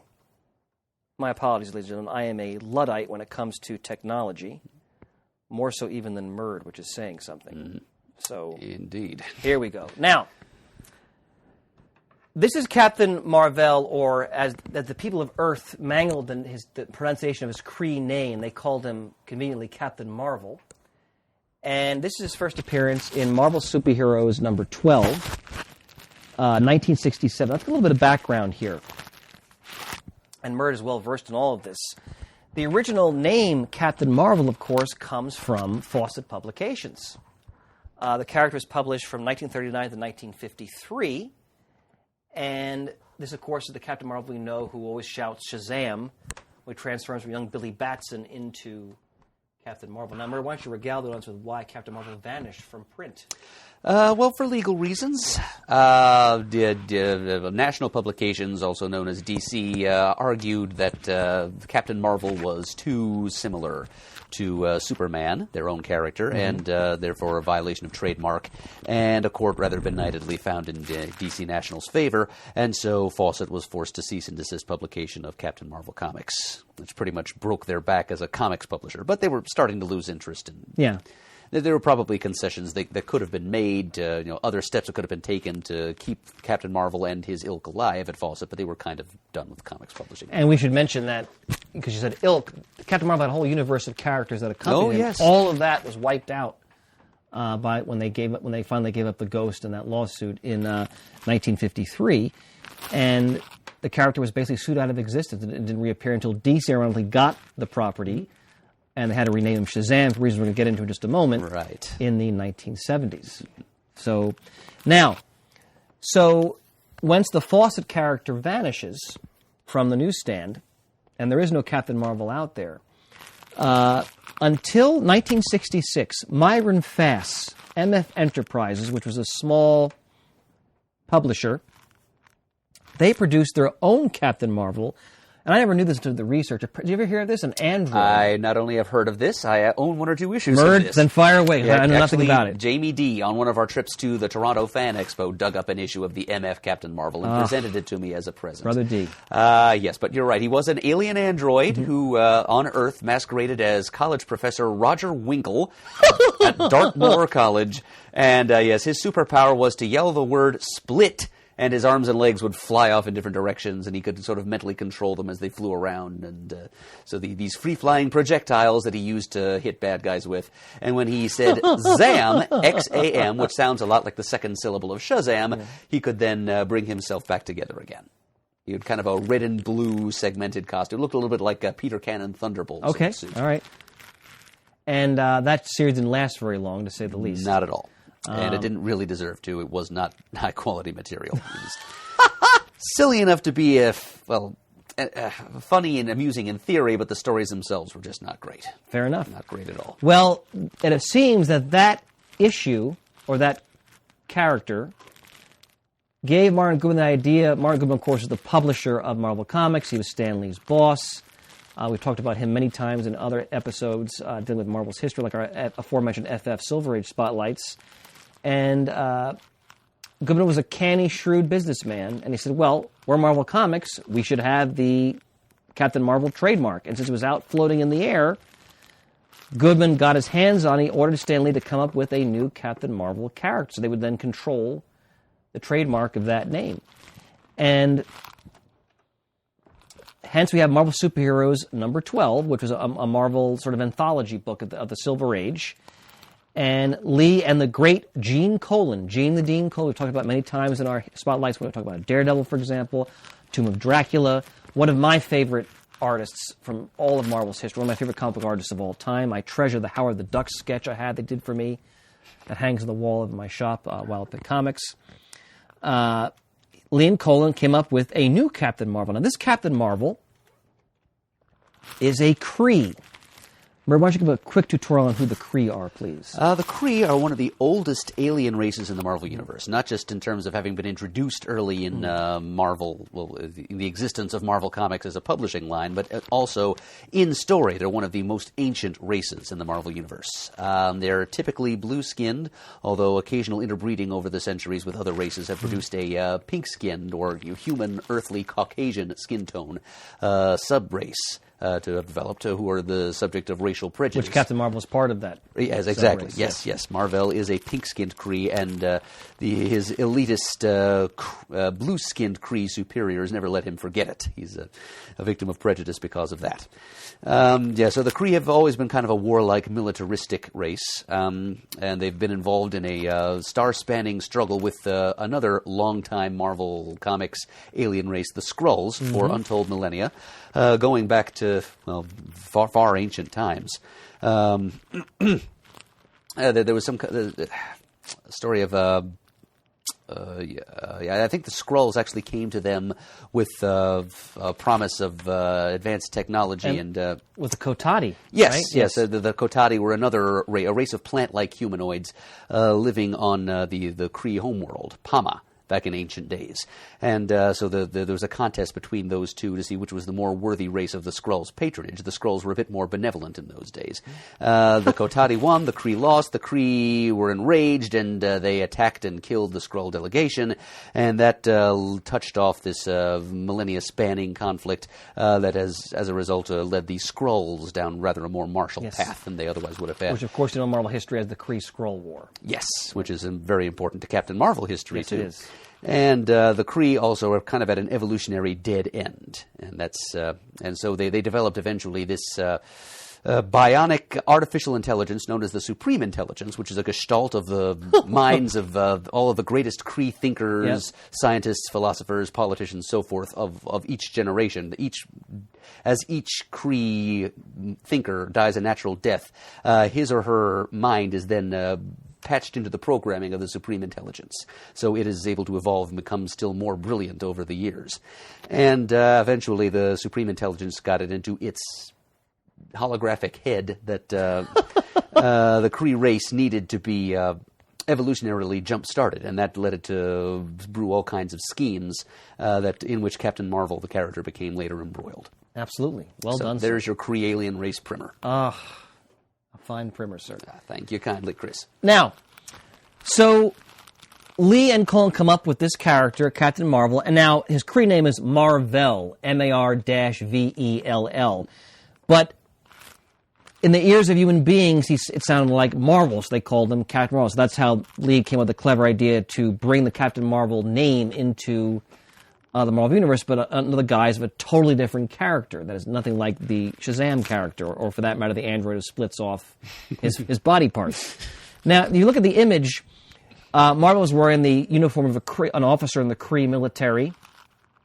And Roy Thomas, I read an interview where he said he came up with the idea of the color scheme, which he says he thinks is one of his worst ideas. I kind of like the uniform, actually, the green and white, the planet on the chest. The Kree military has different color-coded uniforms for different ranks, essentially. And Mar-Vell is sent to Earth as part of a military reconnaissance mission to spy on the Earthlings and to determine when they're going to be ripe for conquest by the Kree. And the commander of his mission is a Kree officer named Jan Rog, who is violently jealous of Mar-Vell's loving relationship with the medic on the mission, Una. And that's going to lead down a dangerous path for those characters. And Mar-Vell lands on Earth as part of his reconnaissance mission. By an amazing coincidence, he looks exactly like a scientist at Cape Canaveral named Dr. Walter Lawson, who happens to die, fortuitously for Marvel, in an automobile accident. And because Marvel looks just like him, he can now pose as Dr. Walter Lawson. And this is a plot device that was already like 25 years stale by the time Stan Lee uses it. This happened in the Golden Age, and then they could get away with it. Yep. Kind of induces eye rolls, even in the 60s, but anyway. But by some amazing coincidence, he looks like Lawson. He can now pose as him and infiltrate Cape Canaveral, where he meets Carol Danvers, who is the head of security at Cape Canaveral. And he can try to sort of determine the strengths and weaknesses of Earth's defenses, its science, and so forth. But during his time on Earth, he comes to realize that human beings have great potential. He sees them as a species and a plant that should be protected rather than subjugated. He convinces Una of the sort of the correct course of his feelings. And Jan Rog finds out about this, and there's a whole confrontation. Una will die during that confrontation, and then later Jan Rog will be killed as well in battle with Mar-Vell.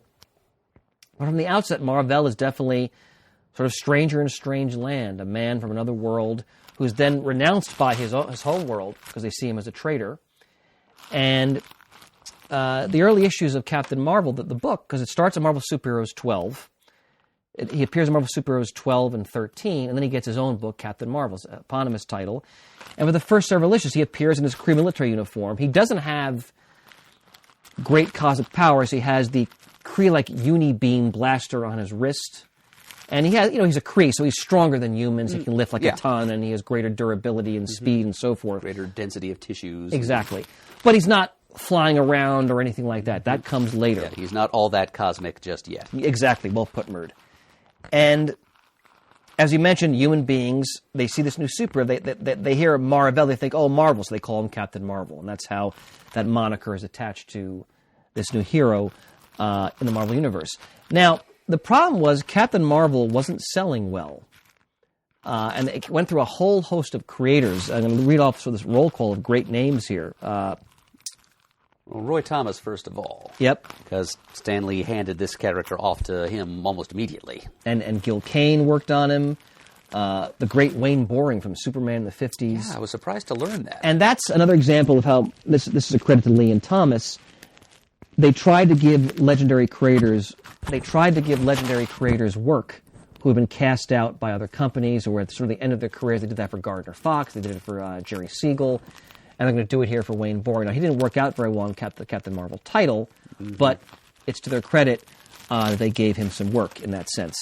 But Jerry Conway does some work, Archie Goodwin, Don Heck, Arnold Drake. They're going through a lot of different teams trying to find a place for this character, essentially. But sales are not doing well. Now, I should mention, as I just refer to my notes here, during these early issues, they do start to give Mar-Vell more powers. There's a being called Zoe. Flip it around, you can see where they're going with that. The great and Vern, powerful. you want to elaborate on that a little bit? Yes, I am Zoe, the great and powerful. Pay no attention to that Kree behind the curtain. The great and powerful Zoe. So it's not a real cosmic being. It's a sham. It's a ruse to trick Captain Marvel into doing certain things.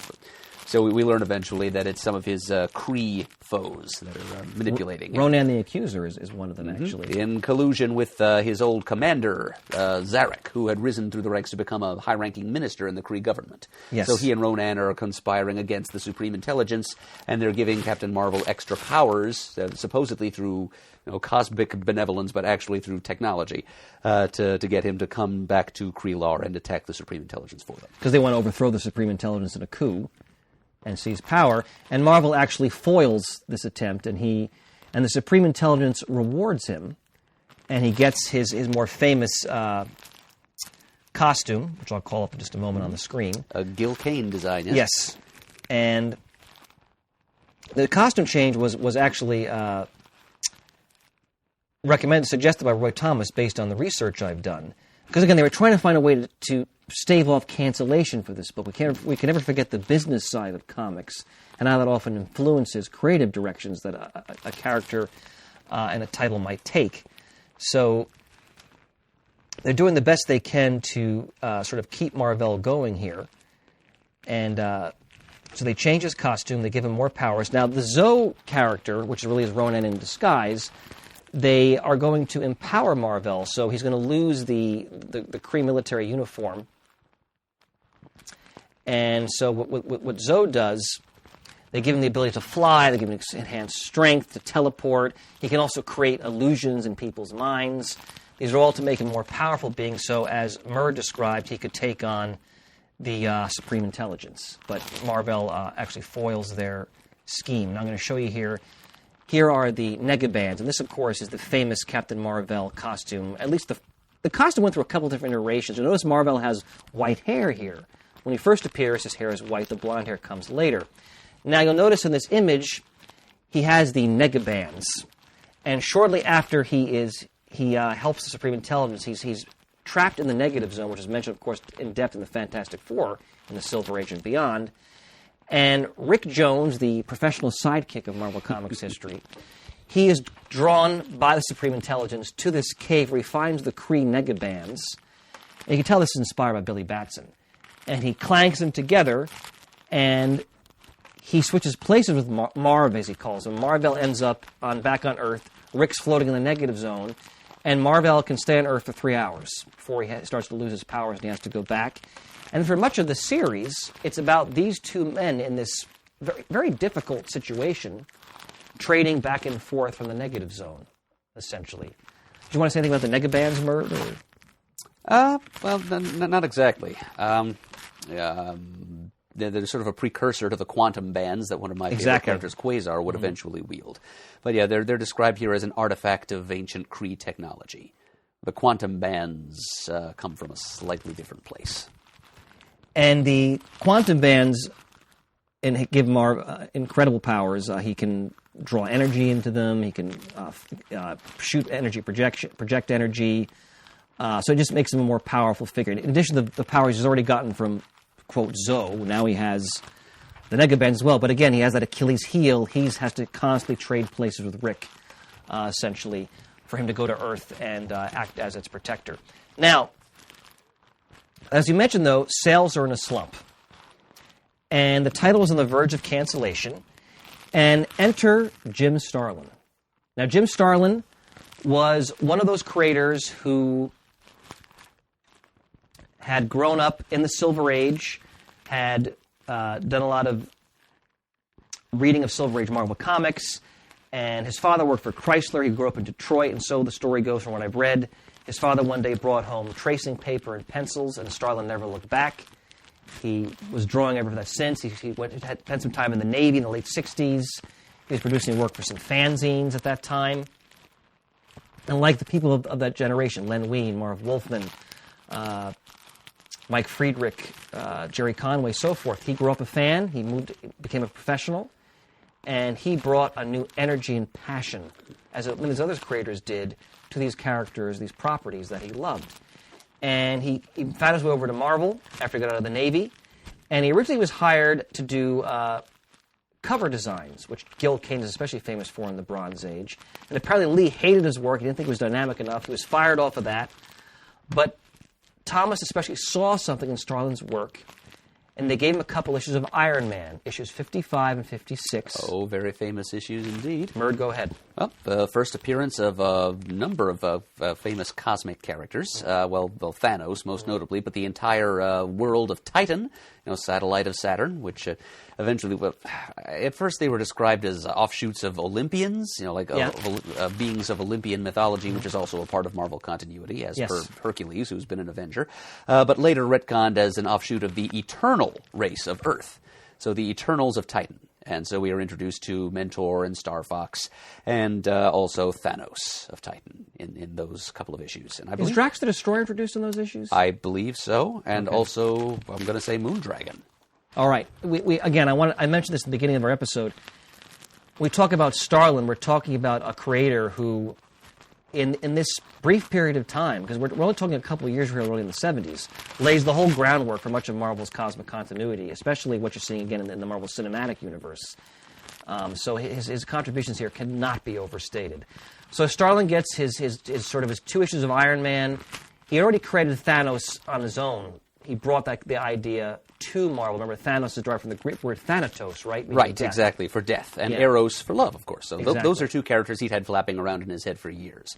And he gave them a home in the Marvel Universe. Yep. And apparently Lee didn't like his work on Iron Man either, so he was taken off that book because the great George Tusk was coming back from. He left the book for a medical reason. But Thomas said, "Look, we're going to give you Captain Marvel. It's on the verge of cancellation. See what you can do with it." Now, as we've talked about this many times, we talk about great moments for creators. Oftentimes that happens because you're dealing with a second-tier character and nobody cares about it anymore because they just kind of given up, or it's adrift. They want to let someone try something to see if they can save it. And Thomas, and this is one of his hallmarks as an editor-in-chief, gave Starlin room. I have the quote, we're going to let Starlin be Starlin, essentially. And he let him run with Captain Marvel, and Starlin took a character who was kind of a run-of-the-mill, kind of like space hero, like soldier in space, that whole thing. He took him in a completely different direction and introduced, I think, one of the most dynamic and exciting concepts of the 1970s in the Captain Marvel series. So we're talking about Starlin's role here a little bit. Now, Starlin takes over with issue 25. He'll be on the book as a plotter and artist, and eventually as the writer. Well, he starts with his friend Mike Friedrich, who does scripting.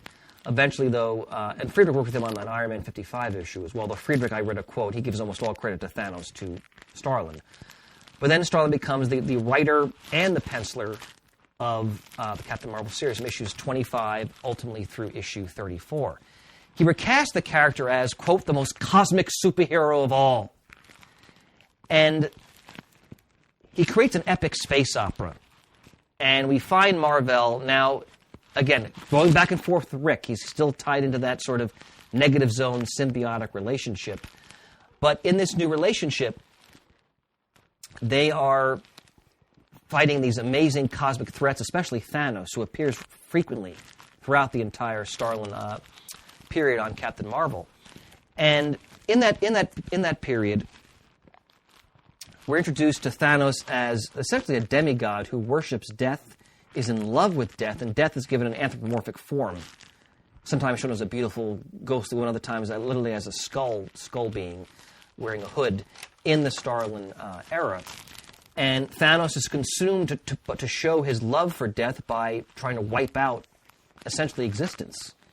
And Mar-Vell and Rick and the Avengers and Drax and other beings often find themselves trying to prevent Thanos from carrying out his mad quest. In fact, that's Drax's whole reason for being. He was created to Go ahead, slay Bird. Thanos. Well, he was just like an insurance salesman named Arthur Douglas, who was vacationing with his family in the desert of Nevada, driving back from Vegas, I think, and when Thanos' starship happened to land and killed all of them. But then Thanos' grandfather, I think it is, the godlike being Kronos, was sort of a disembodied entity who's like a patron of Titan. He resurrects Arthur Douglas and empowers him and gives him this monomaniacal desire to kill the being who killed him, Arthur Douglas, and his family. And so that's how Drax the Destroyer came to be. But isn't Moondragon his daughter? Yes, his daughter Heather was not actually killed. Yeah. She was, a mentor was Thanos' father and ruler of Titan, was following in Thanos' wake and happened to see this little girl lying there. Her parents dead, and he adopts her and takes her back up to Titan and puts her in the care of the priests of... Was she raised by the priests of Pama? I think she was. Which is believe you're right about that. A sect that originated on the Kree homeworld. Yes. And so she grows up to become quite a powerful mentalist and martial artist, and darned arrogant to boot. Yeah. She's one of the greatest egos in the Marvel Universe. Very entertaining to read. She sort of becomes part of the Marvel cosmic coterie, and Starlin gets a lot of mileage out of her, too. She eventually becomes a member of Warlock's Infinity Watch. Yes, and she'll appear. I mean, she even appeared in Daredevil for a period of time in the Bronze Age. Yeah. She's all over the place. And again, it's another example of just when an editor-in-chief like Roy Thomas has the insight and the perception to recognize, okay, I got a hot new talent here, I'm going to let this guy go with it and see what he does. And we're all benefiting from that ever since. When we look at what's going on with the movies today. Now, I've just put up on the screen, just to jump back for a minute, I'm always fascinated by how comics will capture cultural aspects of the time they're being published. So this is a confrontation when Carol Danvers is a security officer at Cape Canaveral with Walter Lawson, who, of course, is Captain Mar-Vell in disguise. And here's Carol speaking. You scientists treat security officers as either snooping villains or comic clods. And, of course, a female security officer is even more open to your amusing jibes. But I am not amused. I'm sorry, Miss Danvers. This is Lawson speaking. But I have more important things to do than to deal with your professional conflicts. My what? I prefer you spoke more plainly. It's perfectly obvious. You're a woman, a lovely woman, in fact, and been given a very masculine role in life. Naturally, psychological conflicts must arise when a beautiful young woman is asked to play a policeman. I don't consider this conversation ended, Mr. Lawson. And then she's thinking to herself, I miss thought balloons. You bet we're not finished, Walter Lawson. You're too tricky to be for real. So, I just... Danielle, if she were here, would be... Yeah, she'd be over seething. She'd be seething, yeah. She'd be tearing the room apart. But, again, it's just a fascinating snapshot of how, again, female characters are often portrayed, especially in the earlier... Or this is actually the later Silver Age, but think about how Sue Storm was often portrayed in the Fantastic Four. It's just it's a snapshot of a very different time. I mean, kudos to them making Carol like this strong security officer, and in fact... She'll later become exposed, and when we do a quick checklist, to Kree powers. She'll later become Miss Marvel down the road. But she's also here being subjected to sort of the male-dominated, patriarchal view of the role of women in the workplace. I just find that a fascinating image there. I just want a quick little cultural snapshot. Now, Starlin's run, as I mentioned, it lays the foundation of much of Marvel's cosmic universe, and he also really transforms sort of the place of Captain Mar-Vell in the Marvel universe. Now, before we get to that, you mentioned the Kree-Skrull War before. Now, Captain Mar-Vell played an important role in that. I just want to quickly elaborate on what his role was in the Kree-Skrull War, if you might. Well, he was the center of a gambit by the Supreme Intelligence. I mentioned earlier that he had the intelligence had become convinced that the Kree as a race had reached an evolutionary cul-de-sac, had begun to stagnate. And in order for the race to survive and thrive and continue to occupy its place of dominance among the stars, the Supreme Intelligence was convinced that they needed to jumpstart their gene pool. So he encouraged interspecies breeding, for one thing. But that was not popular with the populace, especially not the elite, pure-blooded blue Kree. Yes. The Supreme Intelligence had this idea that he saw humankind, Earthlings, as very important in the cosmic scheme of things. He saw their potential for diverse adaptations and evolutions and mutations, and their capacity for superhuman powers. And he decided he needed to graft some of that human gene stock into the Kree. So he reached out across the billions of miles to Rick Jones, of all people. Yes. And sidekick. Yes, jump-started his evolutionary potential, gave him all these neat psionic powers. And we learn eventually that he had masterminded the bonding of Rick Jones and Captain Mar-Vell through the negabands all along, because he had wanted to take over Rick Jones and his evolutionary potential by first bonding him to a Kree. To a Kree's mind and a Kree's, since they're swapping atoms, I guess a little bit of the genetic structure would have rubbed off on him. So by conditioning Rick Jones, by being bonded to Captain Mar-Vell, that would make him absorbable and manipulable by the Supreme Intelligence. So this whole section of the Kree-Skrull War, this is, as we've said, a millennia-spanning conflict, but what is the battle of that war that we comic book fans have come to think of as the Kree-Skrull War, which is a storyline that ran in the Avengers back in the early 70s, namely issues number 89 through 97. Roy Thomas, Neil Adams. Mm-hmm.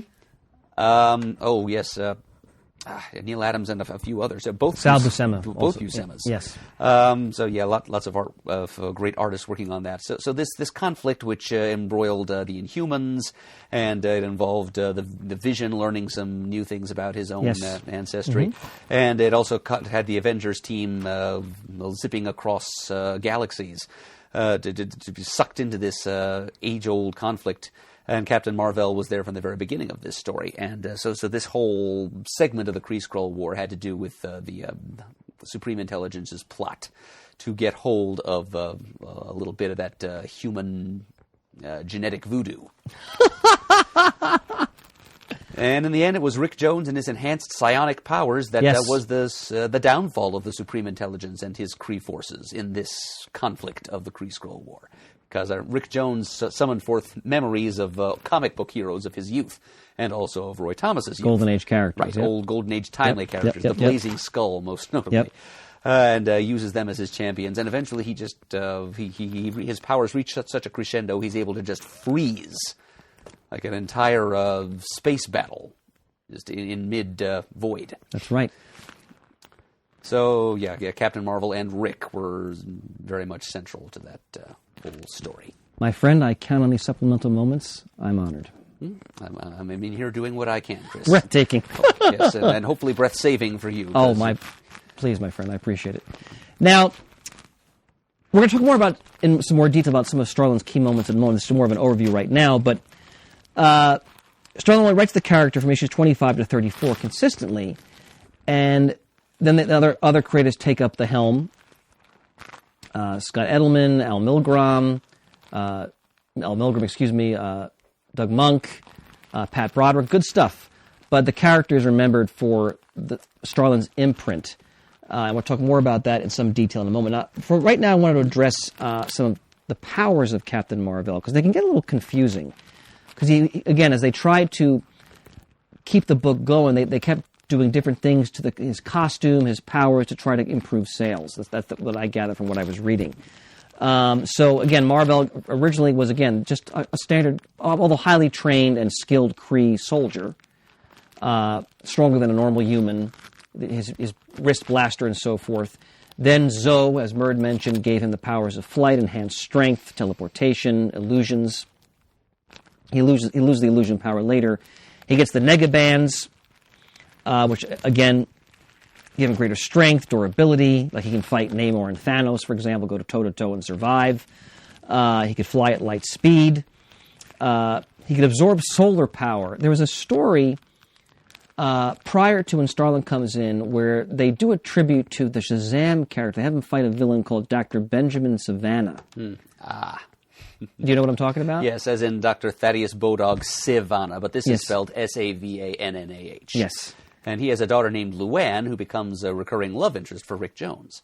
Well done, sir. Do you want to elaborate further on what happens there, or do you want me to take it?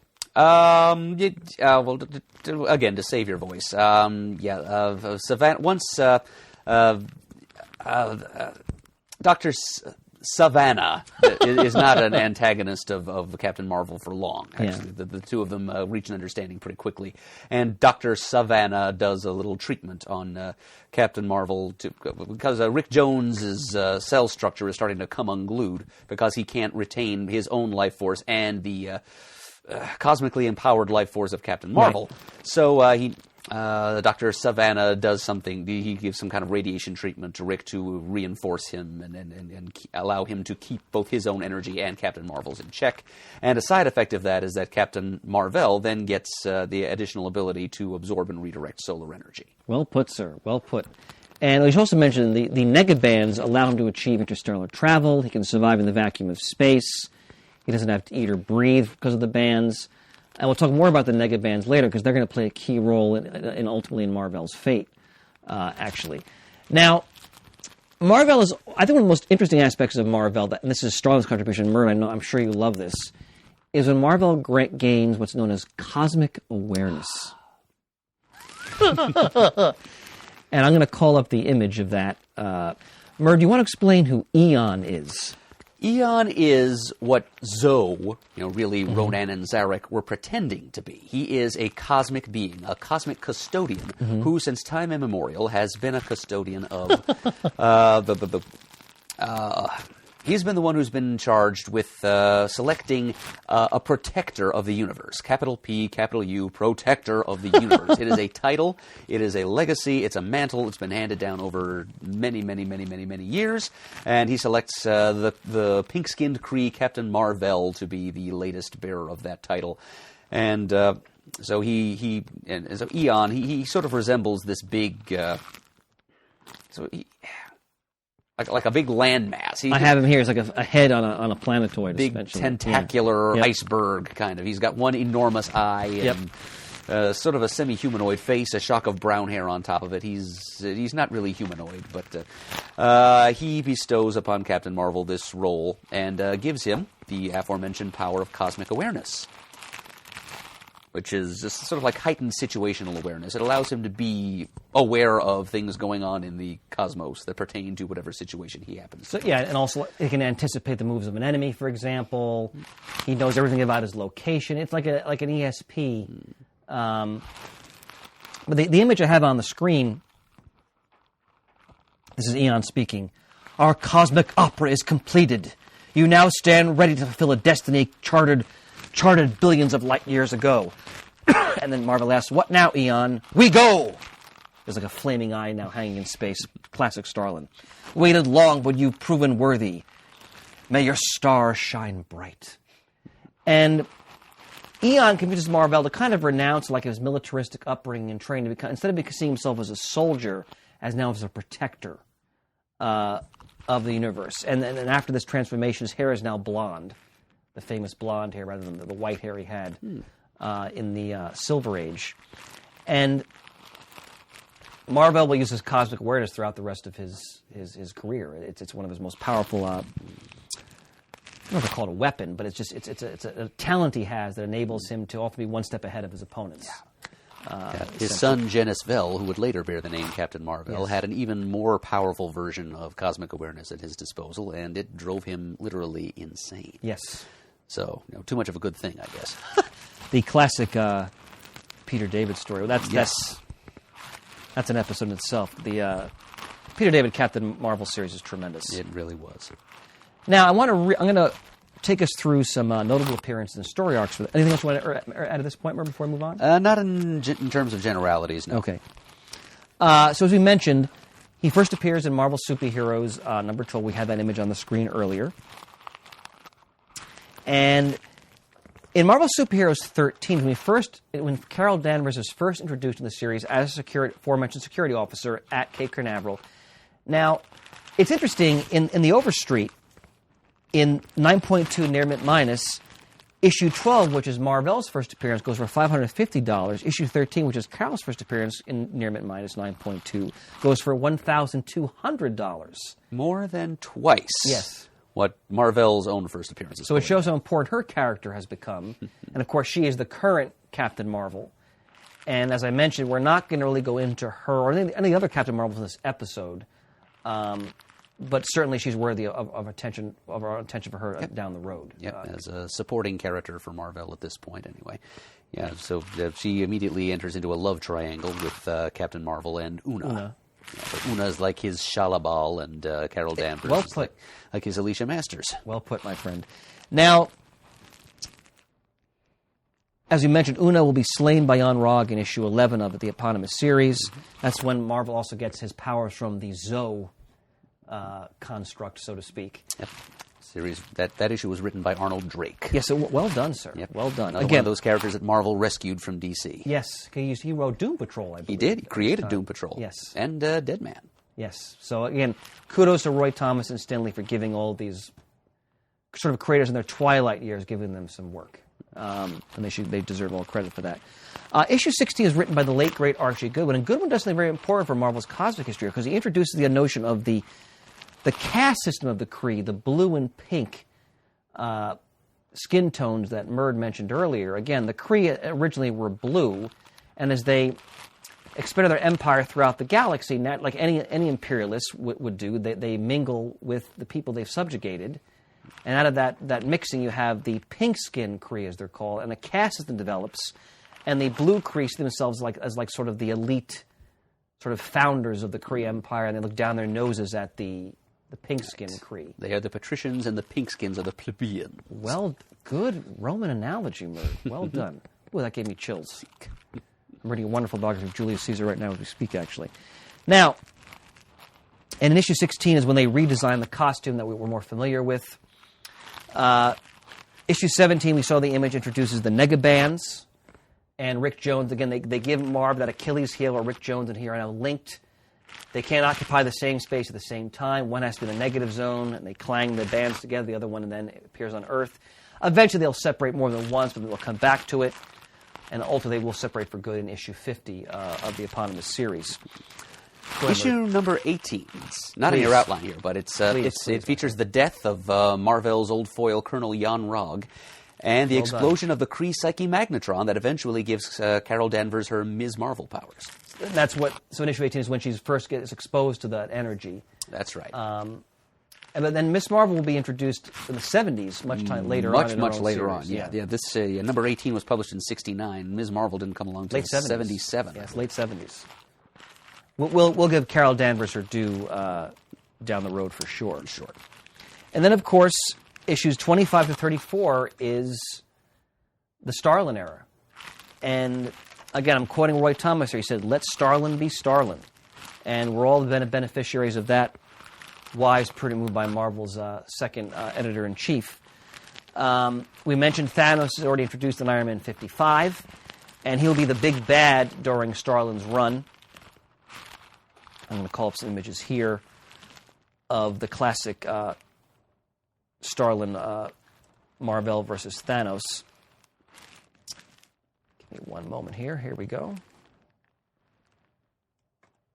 So here we have the cover of issue 27 of the Starlin run. You see Star Fox and Mentor in the foreground. Marvel's facing the Super Skrull, which was one of his perennial adversaries during the series.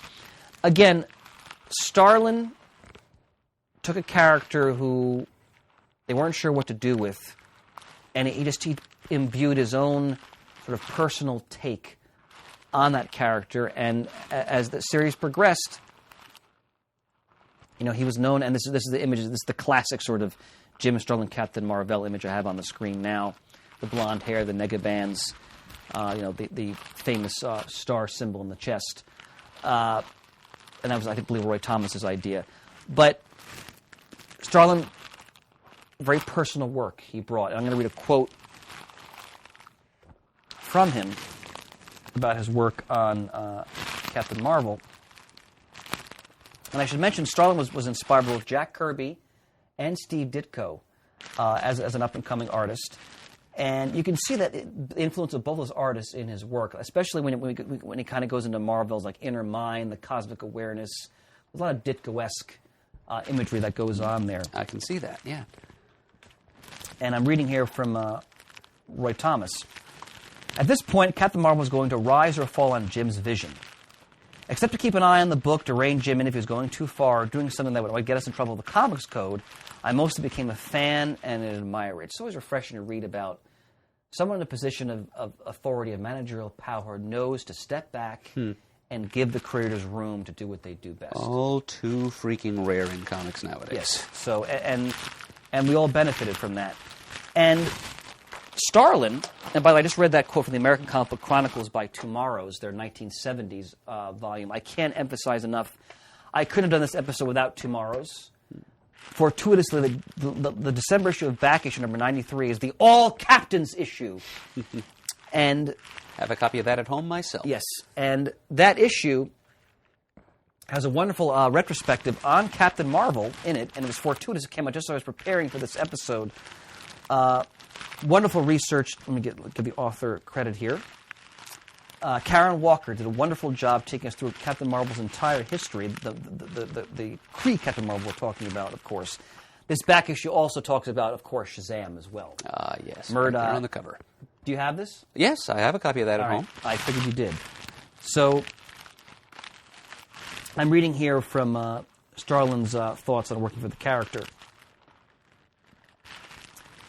He's talking about Thanos. I had Thanos created before I started working at Mar-Vell. He was part of my portfolio that I was taking around to get work. I had him in mind. I didn't have a complete story. It sort of got built as it went along. And Thomas is saying, I just felt Starlin was an exciting artist, and he had these characters, and Captain Mar-Vell was Kree. And after the Kree Skrull War, it made sense to have all that cosmic stuff in it that Starlin likes to do. So why not? It wasn't like Gil, meaning Gil Kane and I had any great direction we were going in that, just called it to be pursued. And neither did anybody else that had handled it since us. So if Starlin had this idea, we may as well give it a try. It did pretty well, actually. If you put Starlin on the book, there's no sense trying to push him too much into a path that he doesn't want to go. You put Starlin on there to let Starlin be Starlin. Enough said. Now, issue 29, as we mentioned, Eon grants Marv his cosmic awareness that we've talked about. And issue 31 is an important issue in the development of Thanos' character because they reveal that Thanos has this great passion for death that often goes unrequited, of course. And they really go into that in the Infinity Gauntlet story and in the 1990s. And in these issues, he becomes temporarily omnipotent because he gains control of the cosmic cube. First of a few times he would attain godhood over the decades. And, Murd, do you recall what he tries to do with the cube at that point? Well, he instructs the cube to make him one with and master over all matter in the universe. Yes. So he becomes a god. Thanos is then rendered by Starlin as just like this yellow outline of Thanos' visage against the blackness of space. He's not corporeal anymore. But somehow Captain Mar-Vell is still able to challenge him. Well, actually, and he actually gets Mar-Vell gets his hands on the cube. Thanos turns into an old man. He's trying to basically kill him on the spot, decay him to death. And Mar-Vell, even as he's atrophying, destroys the cube. And Thanos' plot is foiled. I have on the screen now the cover of Captain Mar-Vell 29, probably the most iconic cover from the Thanos run, from the Captain Mar-Vell run under Starlin. And don't dare miss the big change in Mar-Vell in the thriller we call Metamorphosis. He's coming your way, the most cosmic superhero of all. And classic image, Mar-Vell on this interstellar background, the star trailing his wake as he's flying, blonde hair, somehow moving in the vacuum of space. And Starlin, Englehart, many of these creators have freely admitted they were experimenting with certain drugs and hallucinogens in the early 70s, and it's clear that found its way into their work. I'm shocked. And I'm not advocating drug use, especially for our younger listeners, but it clearly benefited some of these stories because we got some between what they were doing in Doctor Strange and what they were doing in Captain Mar-Vell and later with Adam Warlock, who we'll be talking about shortly. you're definitely entering the inner mind here in some of these stories, and there's definitely a psychonautical aspect to them. I like it. I figured you would, Murd. Psychonautical. Especially the idea of cosmic awareness and eon. Now, Murd, why is issue 34 so vitally important? All right. Now, this is In the Marvel's first history. This is the first Captain Marvel comic I ever read. I bought it back in the 90s, as I mentioned earlier, because it's the first appearance of a villain who's been fairly important in other places in the Marvel Universe, Nitro the Exploding Man. Yes. So he's a disgruntled engineer who's contacted by a group of renegade Kree mad scientists called the Lunatic Legion. They experiment on him. They give him the ability to explode himself and reconstitute his body completely unharmed afterwards. So he's got a great deal of offensive power at his command. And they instruct him to steal an experimental nerve gas. Captain Marvel, he runs afoul of Rick Jones, who's going out on a concert tour at the time. Of course, remember, Rick is also a professional musician. Right. He's got an agent and everything. And so his tour bus crashes into the truck that Nitro has commandeered. Rick clangs his negabands together. Captain Marvel enters the fray against Nitro. And during the battle, the canister of nerve gas is opened. And Captain Marvel knows that many lives will be lost if he doesn't get in there and close that canister by hand, Yes. which he does, and then he collapses. And that's where that issue ends. It's sort of hinted that maybe will this be the death of Captain Marvel? It isn't at that moment. No. It is the end of Jim Starlin's tenure as writer-artist on the series for a Yes, while. that's correct. And I have Nitro on the screen right now for people to take a look at. Not like an A-list villain in the Marvel Universe. No, but he's a good B-lister, though. Yes. He's got a great power set, Yes. pretty distinctive visual, and he was important in the Civil War story. Yes, he was. Yeah, and he's a native of the bottle city of Scranton, Pennsylvania. Shout out to our old friend Marty Devine out there, who is also a resident of Scranton. Outstanding, Murd. Outstanding. And, of course, Marv's exposure to that carcinogenic nerve gas will, of course, prove ultimately to be fatal. We're going to revisit that shortly when we talk about, of course, Marvel graphic novel number 1. Now, Starlin leaves the book after that, and you still have top-flight creators that come on the book, and they try to pick up what Starlin was doing. They don't just abandon what Starlin was pursuing. They still have Marv operating in space a lot. They still try to maintain that grand cosmic tapestry. Go ahead, Murd. Well, just playing into the cosmic grandeur they're trying to maintain. Yeah. They have one of the first post-Starlin stories involves the Watcher actually attacking Captain Mar-Vell, thinking that he poses, believing he's mentally unstable. Watto intervenes yet again. Yes, in the most direct way he ever has to date. Yeah. He actually physically attacks Captain Mar-Vell, and he's actually captured and put on trial for it by his own people. So we have the trial of the Watcher. Any other comments you want to make about the latter Mar-Vell series? Well, not until we get to the very end of it. Okay. I think that's coming up in your notes Yep. here. So. So, issue 50 by Scott Edelman and Al Milgrom, the great Al Milgrom, mainstay inker and penciler throughout much of Marvel's history. Yep, very important figure in Marvel's cosmic corner as well. Absolutely. And in issue 50, as I mentioned, they finally separate Rick and Mar-Vell once for all. And this is my first exposure to the characters I mentioned at the beginning of the episode. Avengers story. The Avengers. Remember, Mar-Vell is like an honorary Avenger. He's helped them on more than one occasion. He doesn't gain official membership until he's dead, so he becomes a posthumous honorary Avenger. But he's appeared in the book several times. Yes. And in this series story, they're fighting the Super Adaptoid. Why don't you explain his power set, Murd? I think he's a fascinating villain. Well, he's an android. Yeah. Originally, he just kind of looked like a big green composite of a bunch of different Marvel characters. But he had the ability to, adapt his android frame to any superhuman powers or skills or even weapons around him. He could actually generate out of his own body mass facsimiles of other people's weaponry. So he's kind of like a one-man evil Avengers. And in this story, thank you, sir, Mar-Vell tricks the Adaptoid into clanging negabands and ending up in the negative zone. So he takes the place of Marv, so Marv can escape the negative zone, and Rick doesn't have to go back into it. They're both now operating as separate entities. We should mention that one of the strengths of this series is that they really develop a relationship between Rick and Marv, as Rick calls him. And they become very close because they have to rely on each other. And, of course, it can lead to tension at certain times. But it's a very close sort of hero sidekick type of relationship. And Rick is even really more than a sidekick. I shouldn't even say that because Marv has to rely on him. Because if Marv needs to come back into Earth to fight out of the Negative Zone, Rick has to climb those Negabands together. But by issue 50, they ended that. And then the great Doug Monk, one of the great Marvel writers of the Bronze Age and the Copper Age, we talked about him. We talked about Master of Kung Fu. He, of course, is the co-creator of Moon Knight. He takes over the book with the great Micronauts penciler Pat Broderick. And they take the book to its end in issue 62. But then they continue the book into the volume 2 of Marvel Spotlight. They kind of wind up Marv's saga there. What do you want to say about that? Well, it's a pretty interesting story, actually. It is. It's a legacy of Thanos Yes. story arc. It begins in issue 58 of Captain Marvel, and it concludes in issue 2 of Marvel Spotlight. And it involves Thanos has reprogrammed. He's dead at this point. Yes. As we'll see when we talk about Adam Warlock. Thanos will have shuffled off the mortal coil by this point. But before he went, he reprogrammed Isaac, who is the central supercomputer that controls and coordinates everything on the moon of Titan.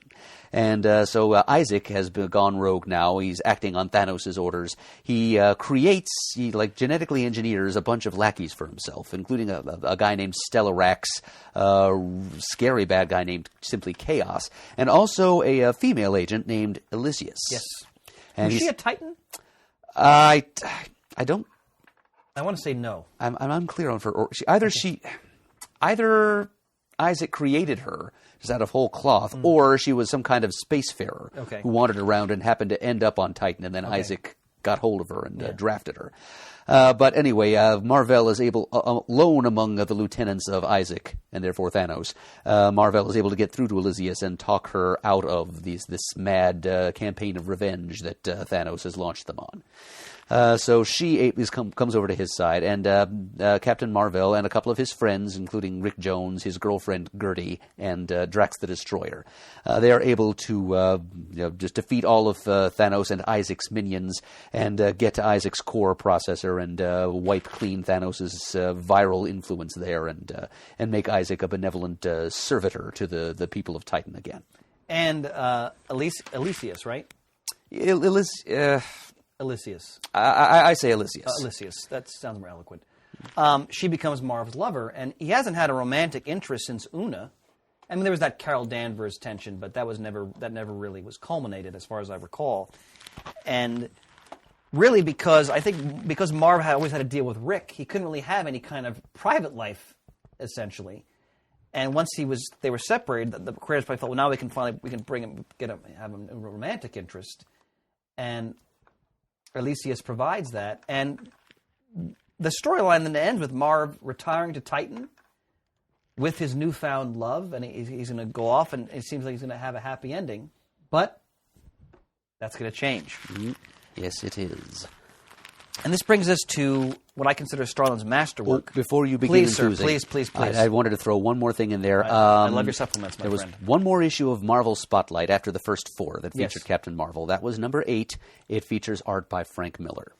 So that's right. Anybody out there who ever wanted to see Frank Miller draw a Mar-Vell story, that's the issue to track down. And we should mention this is Marvel Spotlight Volume 2 when they relaunched that time. Right. This is the issue, the volume that began in very late 70s, I believe. Yeah, like the very end of the 70s, 79. Yeah. All right, now, Marvel graphic novel number 1.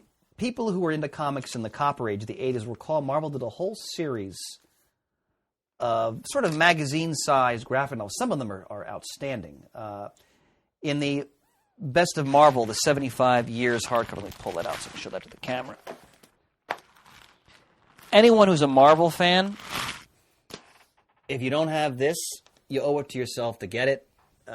It's 75 of what many fans consider the top, most significant Marvel stories, and they have both in here Marvel graphic novel number 1, The Death of Captain Marvel, and Marvel graphic novel, I forgot what number it was, 2 or 3, X-Men God Loves, Man Kills. So I read this story. I've read it many times. I reread it just this past week just to have to be fresh on it.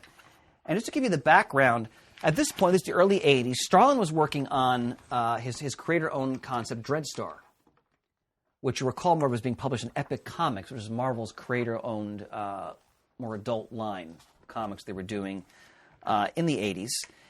And Marvel decided they wanted to kill off Mar-Vell and have a new character claim the mantle of Captain Marvel. It would be the African-American woman, Monica Rambeau, who will have... What's her skill set? It's light spectrum, right? Yeah, she has the ability to convert her body into any form of electromagnetic energy. Right. So, by the way, God Loves Man Kills Marvel graphic novel number 5. Excuse me on that misspeaking there. So, they tell Starlin, look, we want to kill off Captain Marvel. We'd like you to do it. And they worked out a deal where Starlin would get to do something he wanted with Dreadstar. In return, he agreed to write this graphic novel.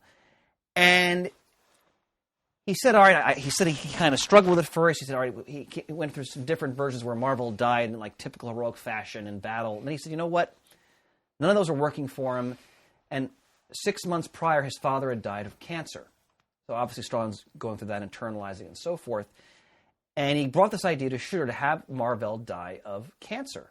Not in battle, just he gets cancer and he dies. And he ties it into what you mentioned, Mert, about Nitro and the gas canister back in issue 34. That now has enormous resonance.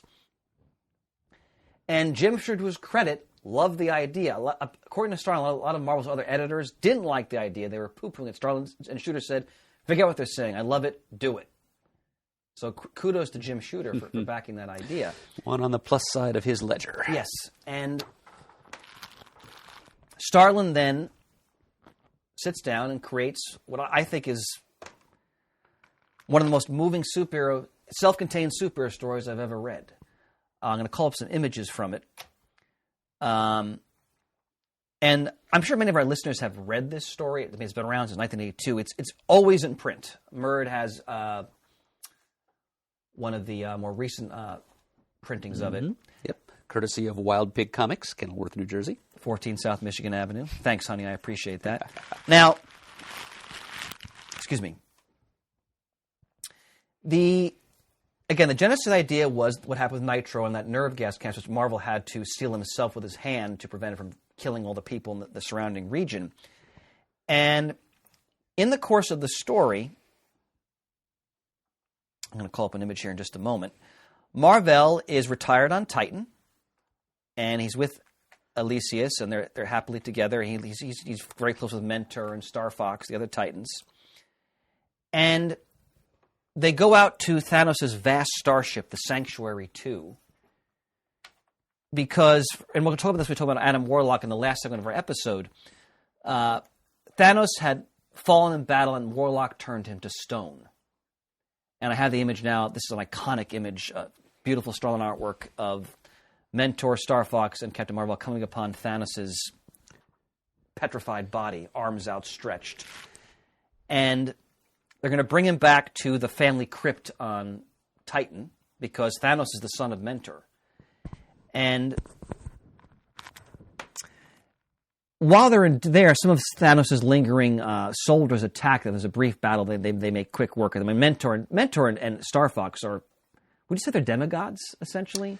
In effect, yes. Yeah. I mean, they do carry something, well, not of the literally divine in them, but something greater than human. So, yeah, their heritage from the Celestials, who monkeyed with the eternal genetic code years ago. So, a demigod is not an inappropriate. And Thanos is certainly a demigod, I would say. And again, the Titans, they're offshoots of the Eternals, as you said, correct? Right. So, and during the battle, Marv easily dispatches his opponents, but then he has this terrible coughing fit, and they take him back to Titan. They go to Isaac, the computer, their central, the computer nervous system of their society. And they scan his body, and they realize he has cancer, which has been slowly killing him from that nerve gas. And they realize that Marv's negabands are keeping him alive. They've been fighting off the cancer all these years, but they can't. At the same time, here's the catch-22, the negabands, while keeping Marv alive, are also preventing them from finding a cure for this cancer. It's repelling the cures they attempt as much as it's repelling the cancer. So the story is really about Marv looking back on his whole life. Starlin does a wonderful retrospective on the whole Captain Marvel history, essentially, of this character. One of the most moving scenes is he goes to Earth to tell Rick, look, you got to get checked out to make sure that you weren't infected, because that's when we were in our symbiotic relationship.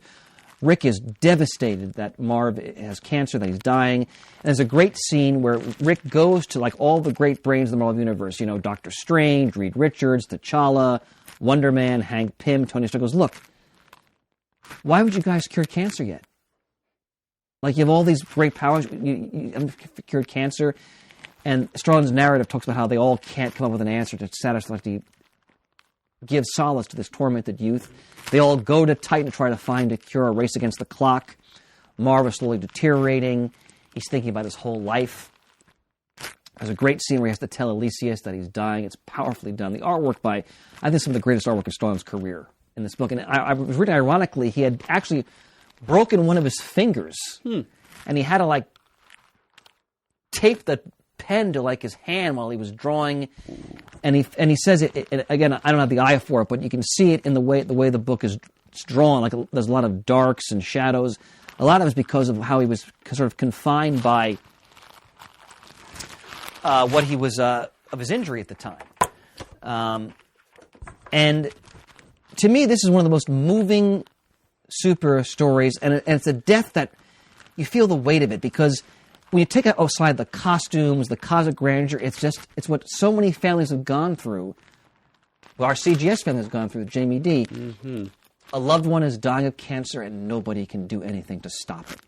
And ultimately, people have to all the heroes come to pay their respects. There's a great scene where Spider-Man is overcome. He has to leave the room, and he says, I thought we were supposed to die from bullets and bombs, not cancer.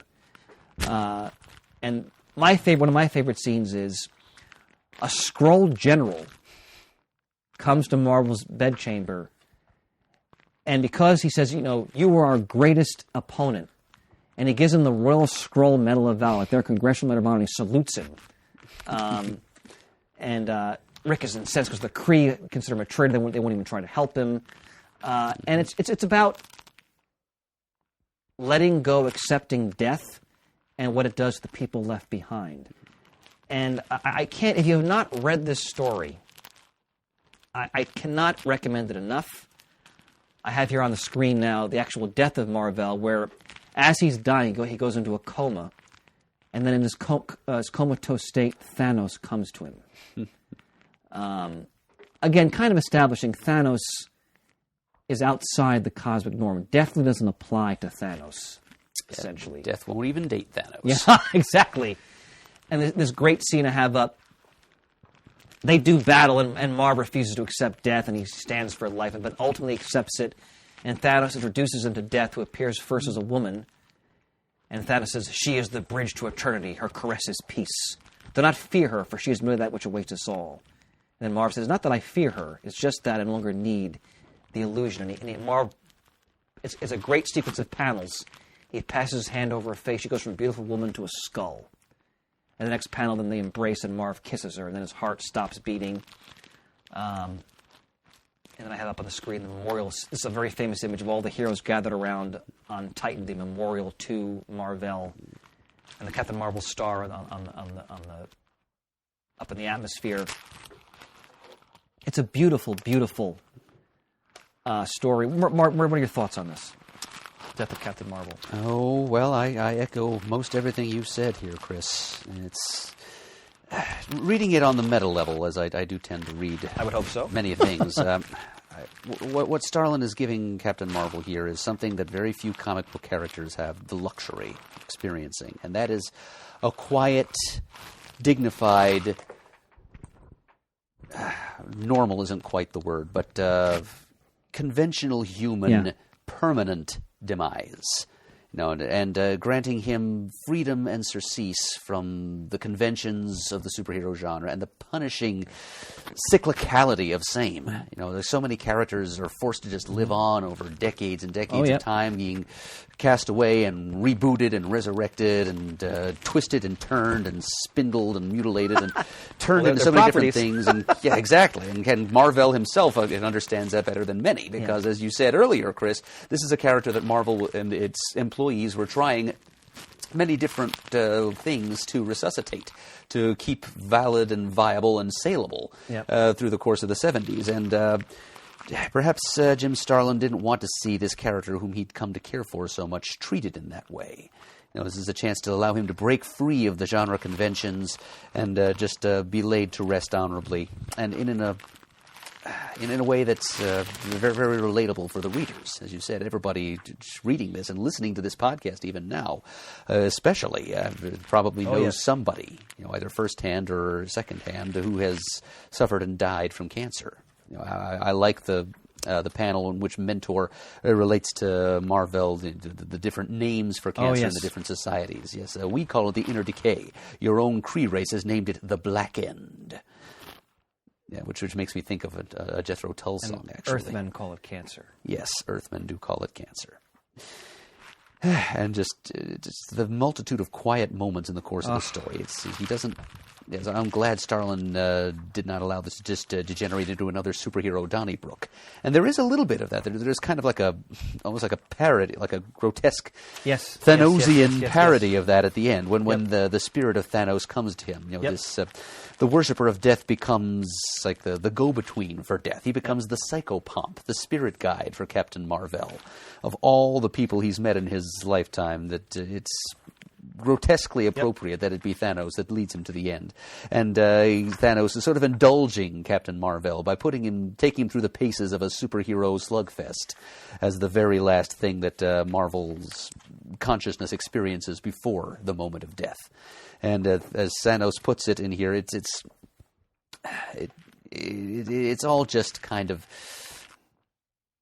It is kind of a ritual. It's for Captain Marvel's sake. Yes. It's just the context he's familiar with. Give him this illusion of beating his greatest foes. Because as Thanos said, death should never be easy. It must be earned. And it's perfect to the situation and also perfect to Thanos' character. It's exactly the attitude that a worshiper of death would have. And I want to mention to our audience, someday I want to do, I hope with Murd's full participation, a full-on Thanos spotlight.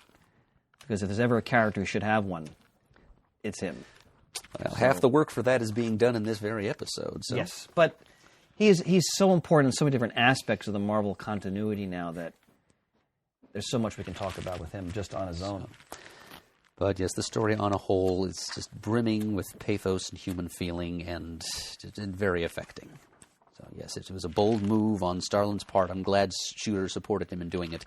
But it's telling that in all the years since 1982 when this story was published, even though we've been sort of teased a number of times about Captain Marvel's return, but it always turns out to be, he's been resurrected temporarily by black magic as a zombie. And he dies again, yep. Or he's been called forward in time from when he was still alive, or he's a Skrull. That's a famous example. League Weeks miniseries, Yeah, but Captain Marvel has, Marvel and its various the creators in its employ have respected what Starlin accomplished in this story. The old fan adage used to be the only Marvel characters that stayed dead are Bucky and Uncle Ben. Yeah. Well, the lie's been given to that years ago thanks to the Winter Soldier, but now we might as well just insert Mar-Vell into Bucky's place. I would hope so. And it's, like I said, it's a sign of the creative achievement that Jim Starlin accomplished here, and the respect that his peers have for same.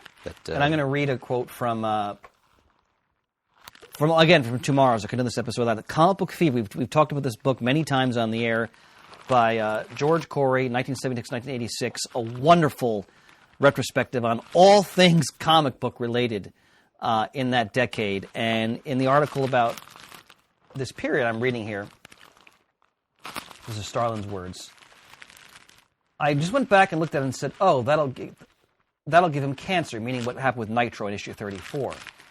And originally the idea wasn't cancer. I came up with about 4 different plots, which I never showed to anybody because they were just the standard, he dies heroically after a bomb, and had been done before. The Doom Patrol had blown themselves to pieces recently, and there were other heroes who had died heroically. I just didn't want to do that. My own father had passed away maybe 6 months before of cancer, and that's what keyed it in. It was just cheap therapy on my part. So, and he talks here also about how Shooter supported him, whereas other editors were dubious about the whole concept. Again, ladies and gentlemen, if you have not read this story, don't think.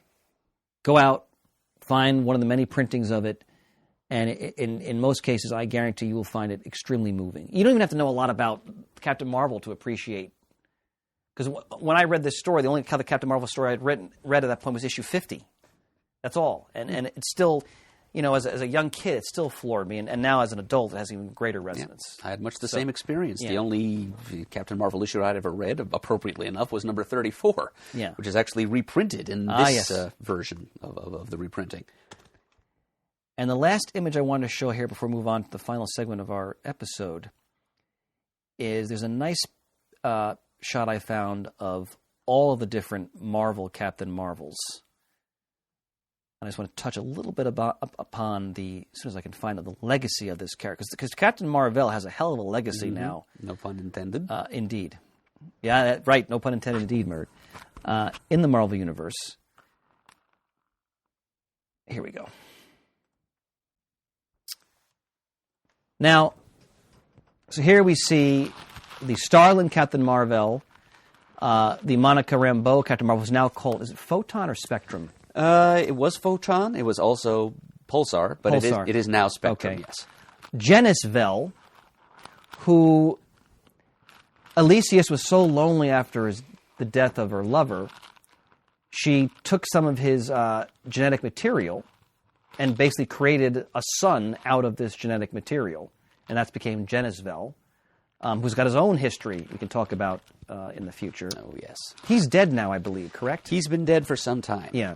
Nobody has so far cared enough, tragically, to bring him back and do anything with him. But the Peter David series from the 2000s, Chris Cross, I think, was the artist in a lot of that, is immensely entertaining, poignant. It really ties into a lot of the history we've been talking about. Murd mentioned what happens to him because of his access to cosmic awareness and so forth. I can't recommend it enough. And then we have also this image, of course, Carol Danvers, who also gained her own Kree powers back in issue 18. She later became Miss Marvel. And now, of course, she has taken on the mantle of Captain Marvel herself. And she's got her own history we can address in a future episode. So, and it'll close a comic shot on Captain Mar-Vell, my friend. Just one more recommended Please. read. My favorite of the aforementioned teaser false resurrections of Captain Mar-Vell is actually from the 90s. It's from Cosmic Powers Unlimited, number 1. One of those 64-page quarterly anthologies that Marvel was so high on for a while. I remember those, yep. 90s. So Cosmic Powers Unlimited, number 1. This is a backup story written by Ron Lim with written by Ron Mars, art by Ron Lim, inks by Terry Austin. Oh, wow. So very pretty to look at. It's just a quick backup story, but it's Thanos in a private moment going to, he resurrects Captain Marvel briefly, very briefly. He is in possession at that time of the reality gem.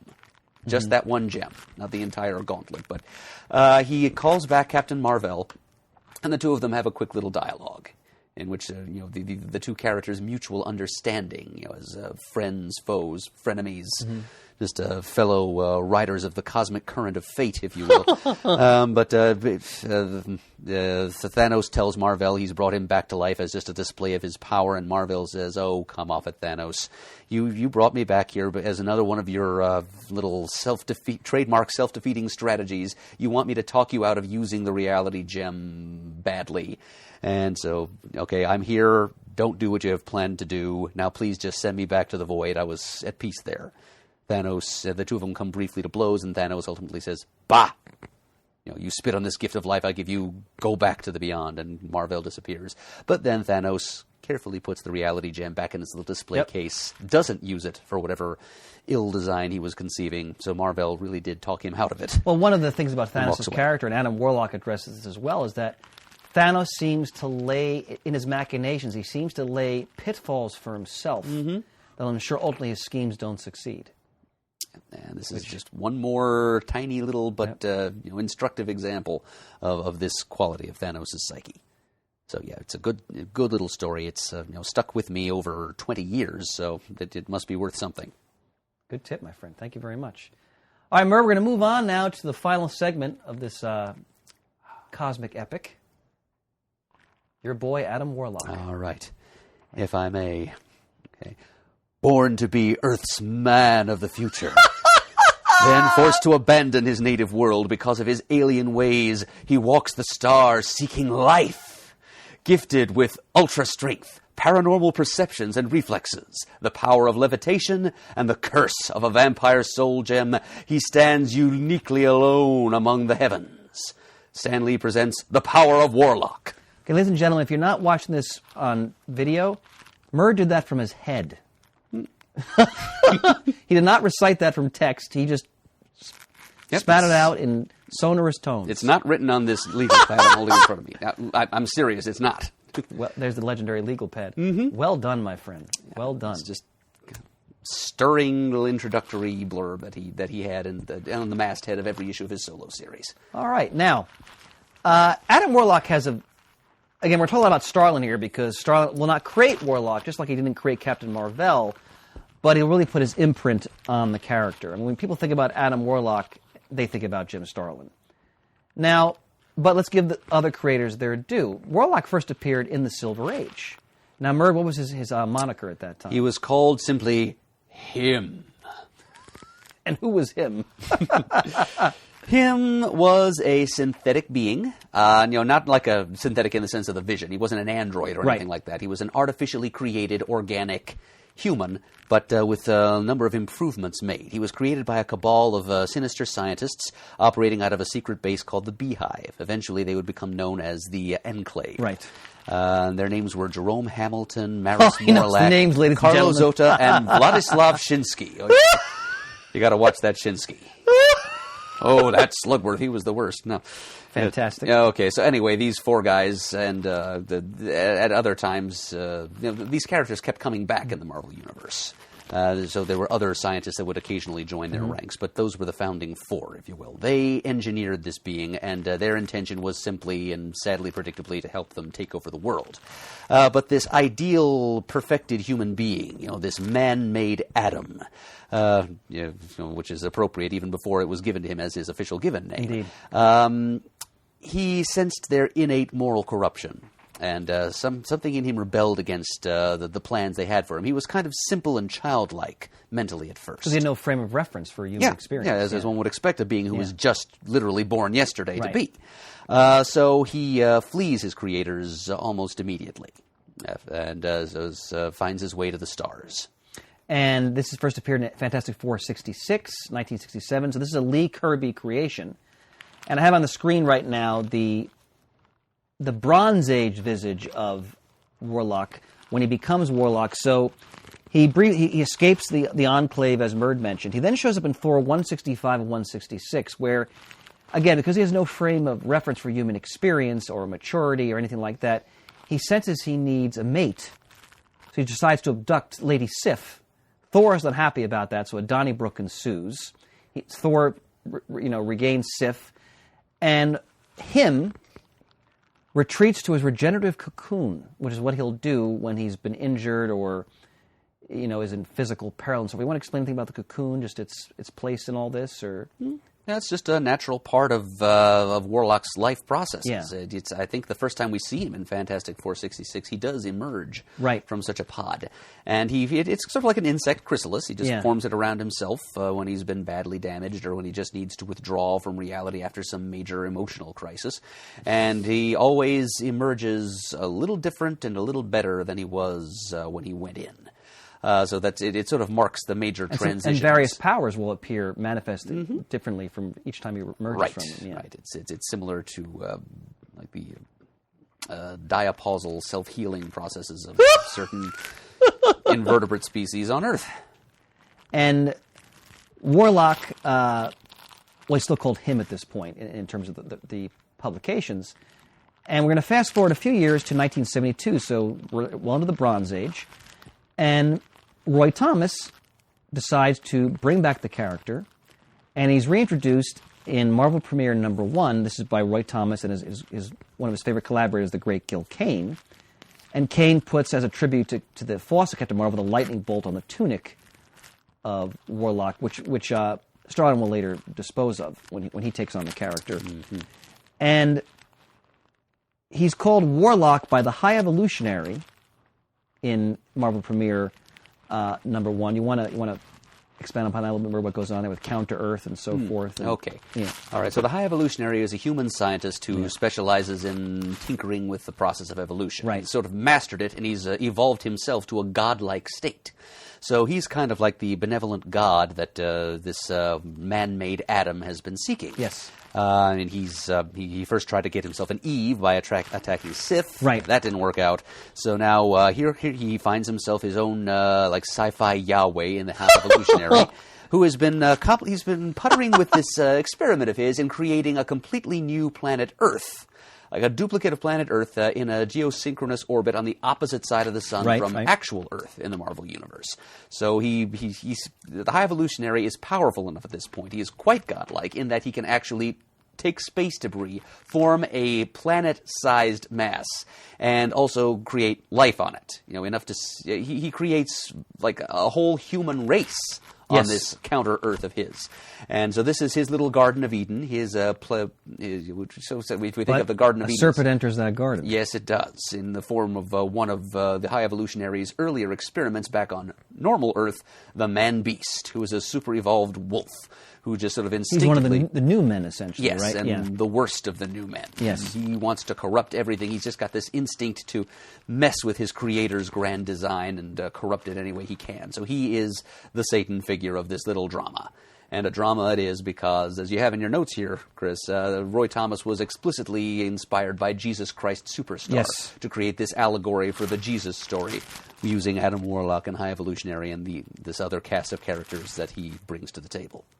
And in Marvel Premiere number 2 is when he gets the actual moniker Adam Warlock, because he's befriended by some typical Marvel Universe, like, sort of counterculture youths of that time period. Flower children. Yes. And they say, well, in our world, everybody has 2 names, so your name now is Adam Warlock. And that's where he gets the name.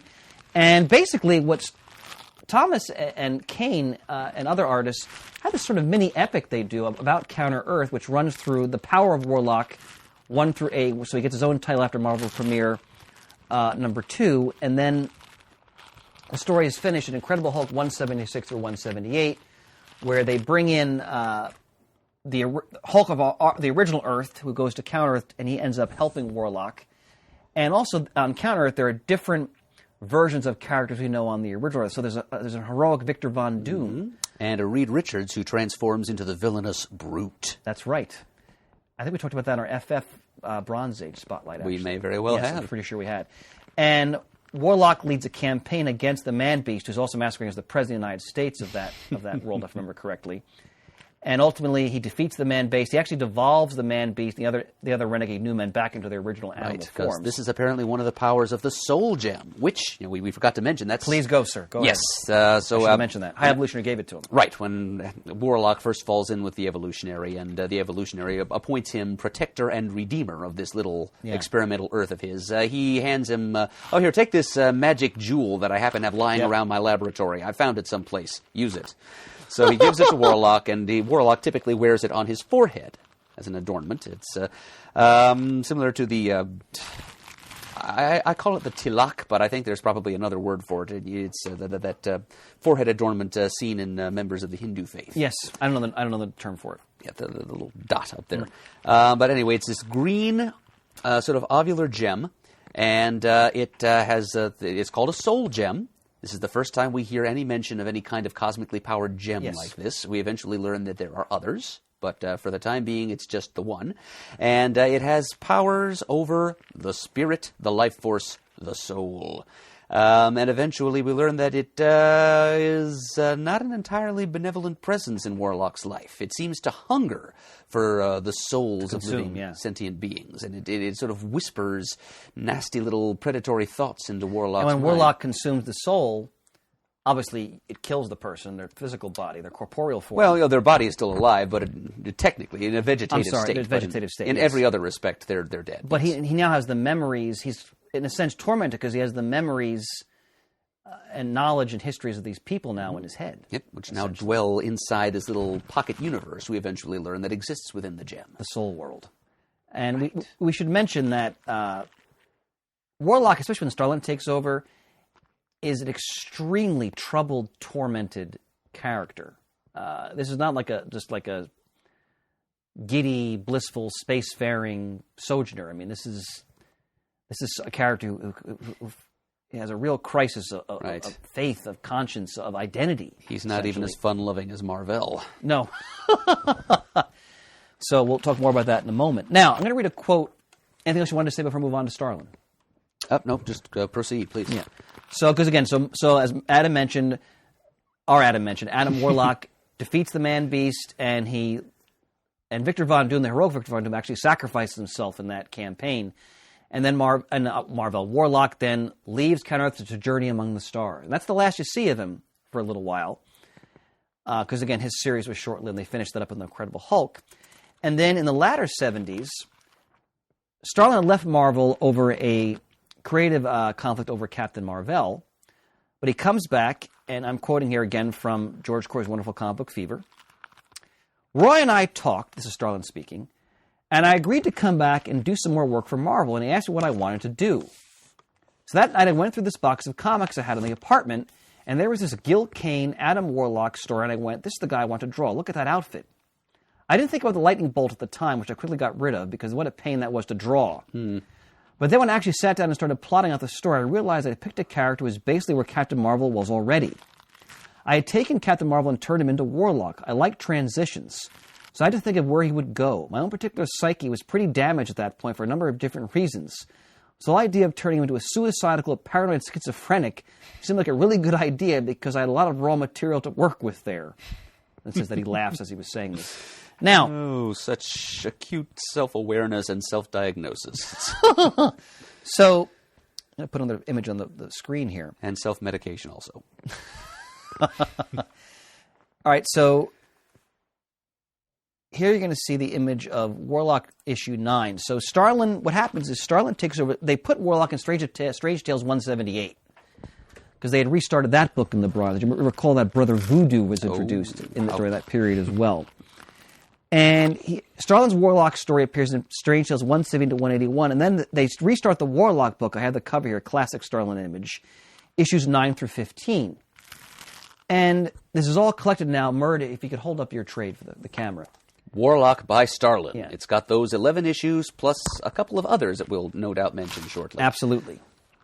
And basically, as he just said in the quote, he reinterprets the character, applying sort of the cosmic sensibilities he was exploring in the Captain Mar-Vell book when he was doing it. And it's also certainly in keeping with sort of, let's say, the cosmic philosophical zeitgeist of 70s popular culture. Oh, yes. I think that's a fair statement. The mind expansion and the exploration of the inner depth, all things that are characteristic of the interests of the solipsistic me generation of the 70s. And psychonautical exploration. There's that word again. I love it. I know you love it. Now, Warlock in the story, and we'll talk about Warlock's power shortly. He's a tremendously powerful being. He's traveling through the stars, and he ends up getting in a confrontation with a being known as the Magus. Murd, would you like to explain? As best I can. So yes. Look at that afro. Yeah. Wow. Oh, yeah, that's... I got the image up on the screen. Far out. Yeah. So he learns of the Magus' existence. Or Magus, in the very first... the plural is Magi, but singular Magus. Thank you, sir.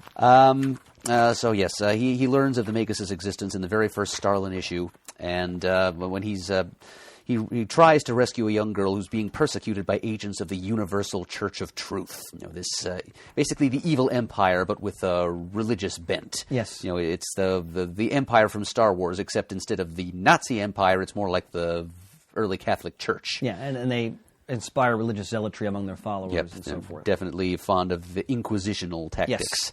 Yes. He learns that this being called the Magus is the head of this group, and he very quickly discovers that the Magus is a being with a very intimate, close connection to himself. Yes. In fact, the Magus is himself. Yes.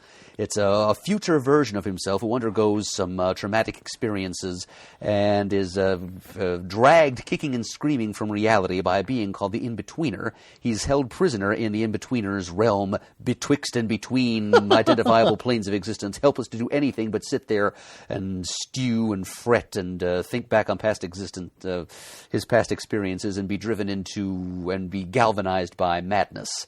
And then he's catapulted back in time some 5,000 years, and he emerges with new purpose, immediately conquers the first race that encounters him, who worship him as a god, and from there he builds this star-spanning religious empire called the Universal Church of Truth, and he turns purple for some reason and gains an afro and becomes the Magus.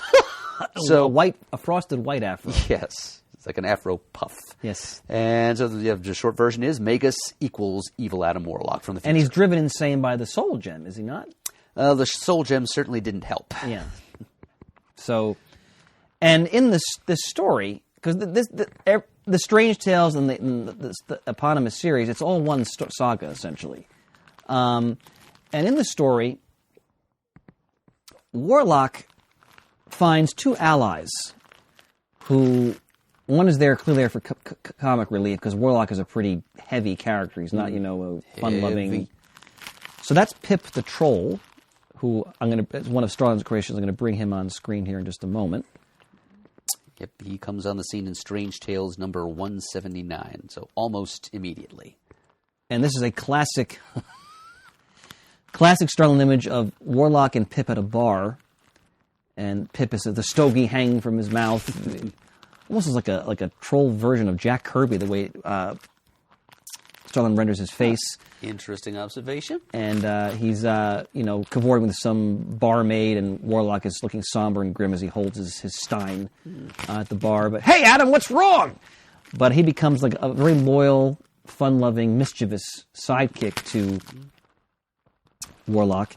And the other key supporting character here is someone many people aren't going to be familiar with, is Gamora.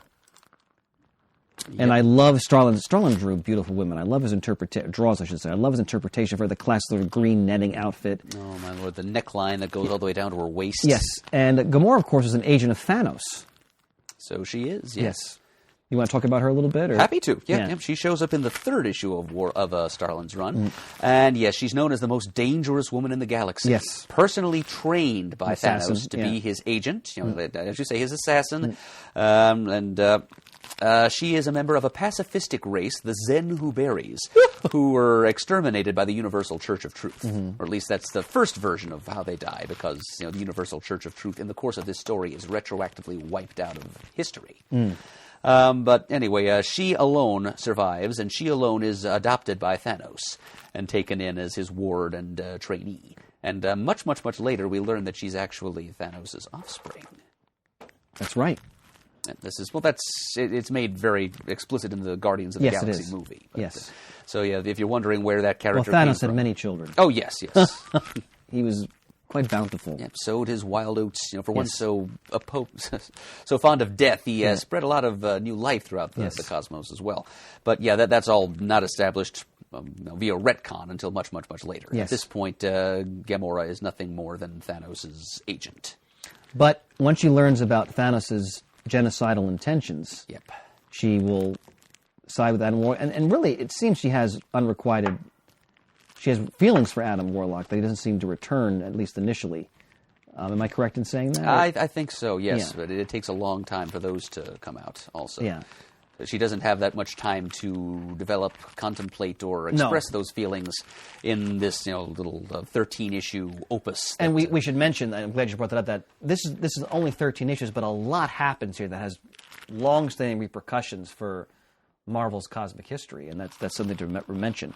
Now, in the course of the story, would you explain, because I think it's fascinating, what does Warlock do in terms of time travel that makes him aware of his own imminent death? Like, what?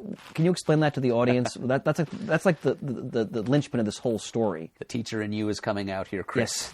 Yes. All right. So, So Pip, Gamora, and Warlock go together to challenge the Magus. Yes. Because Thanos has, we don't know just yet that Thanos is pulling Gamora's strings. Yes. But he perceives that Magus as a threat to his own plans.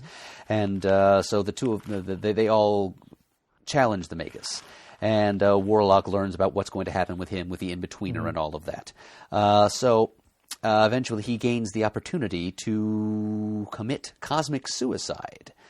He's projected a brief span, maybe 2 years into the future. Is it Thanos who helps him to do that? Yes, Thanos developed a time machine. Yes, that's correct. It's on That's board correct. the Sanctuary 2, Yeah. his base ship. Because they're allies, at least on the surface at this point, Warlock and Thanos. Right. As they will be on more than one occasion throughout their history. Their first attempt to take down the Magus fails miserably, and Thanos has to teleport in and rescue them all. Yeah. So then the Magus realizes what they're up to, and personally leads a strike against Thanos' ship. But then Warlock jumps through the time portal, sending himself roughly 2 years into the future, where he sees himself in the wake of some major battle or other, lying there thoroughly despondent, wailing about how everything that's ever mattered to him is dead or destroyed, and he welcomes death's embrace to take him out of his misbegotten existence, realizing that his destiny, lies apart from that of the rest of existence. But then the Warlock from the past grants the wish of his future self, and he's dying anyway. He uses the soul gem to suck his own future self's soul into the soul gem, thus preventing Warlock from ever getting the chance to become the Magus. Yep. So that breaks the chain of fate right there, the loop of history. And coming back to the point from which he departed, Warlock finds that the Magus is fading away, all of his lackeys are fading away, and the Universal Church of Truth retroactively never existed. The matriarch of the Magus's right-hand woman has been returned retroactively to her former life as a prostitute, and so all is more or less well. And Thanos is rubbing his own hands because, little does anyone know, the Magus was actually a champion of life. That his role, he may have been this great cosmic conqueror and despot, but he was also destined to challenge Thanos as a champion of death and take him out.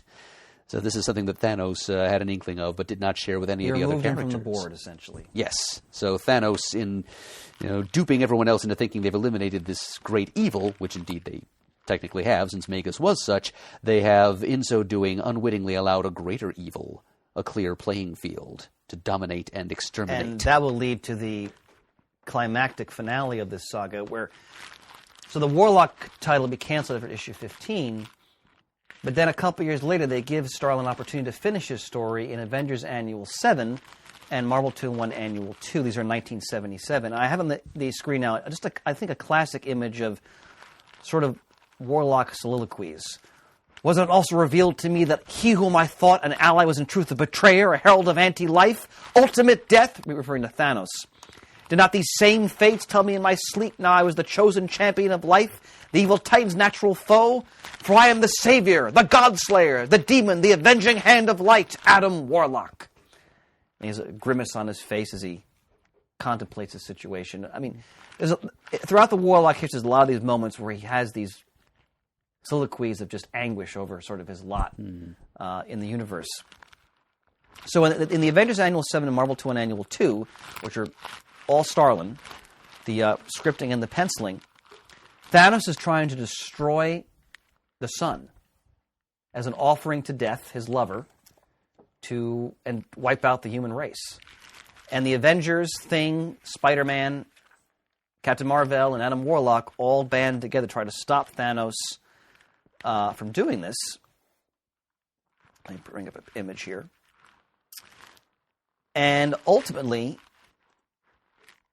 what Murd was referring to before, that moment in time where he sees his future self, it circles back to that. You see it happen again. Yep. Warlock from the past shows up in the middle of this conflict, and this is the version of himself that he sees, the Warlock that has been felled during this battle in these two I have the image of the scene where Thanos basically kills Warlock. He disposes of him relatively easily. And as Warlock is dying, as Murd mentioned, that switch happens, and Warlock then dies. And go ahead. Do you want to say something? No, continue. And Pip and Gamora had also already been. Pip had been reduced to a vegetative state by Thanos, which was probably one of Thanos' little traps for himself, because he knew that Warlock would be enraged by that, and he also killed Gamora.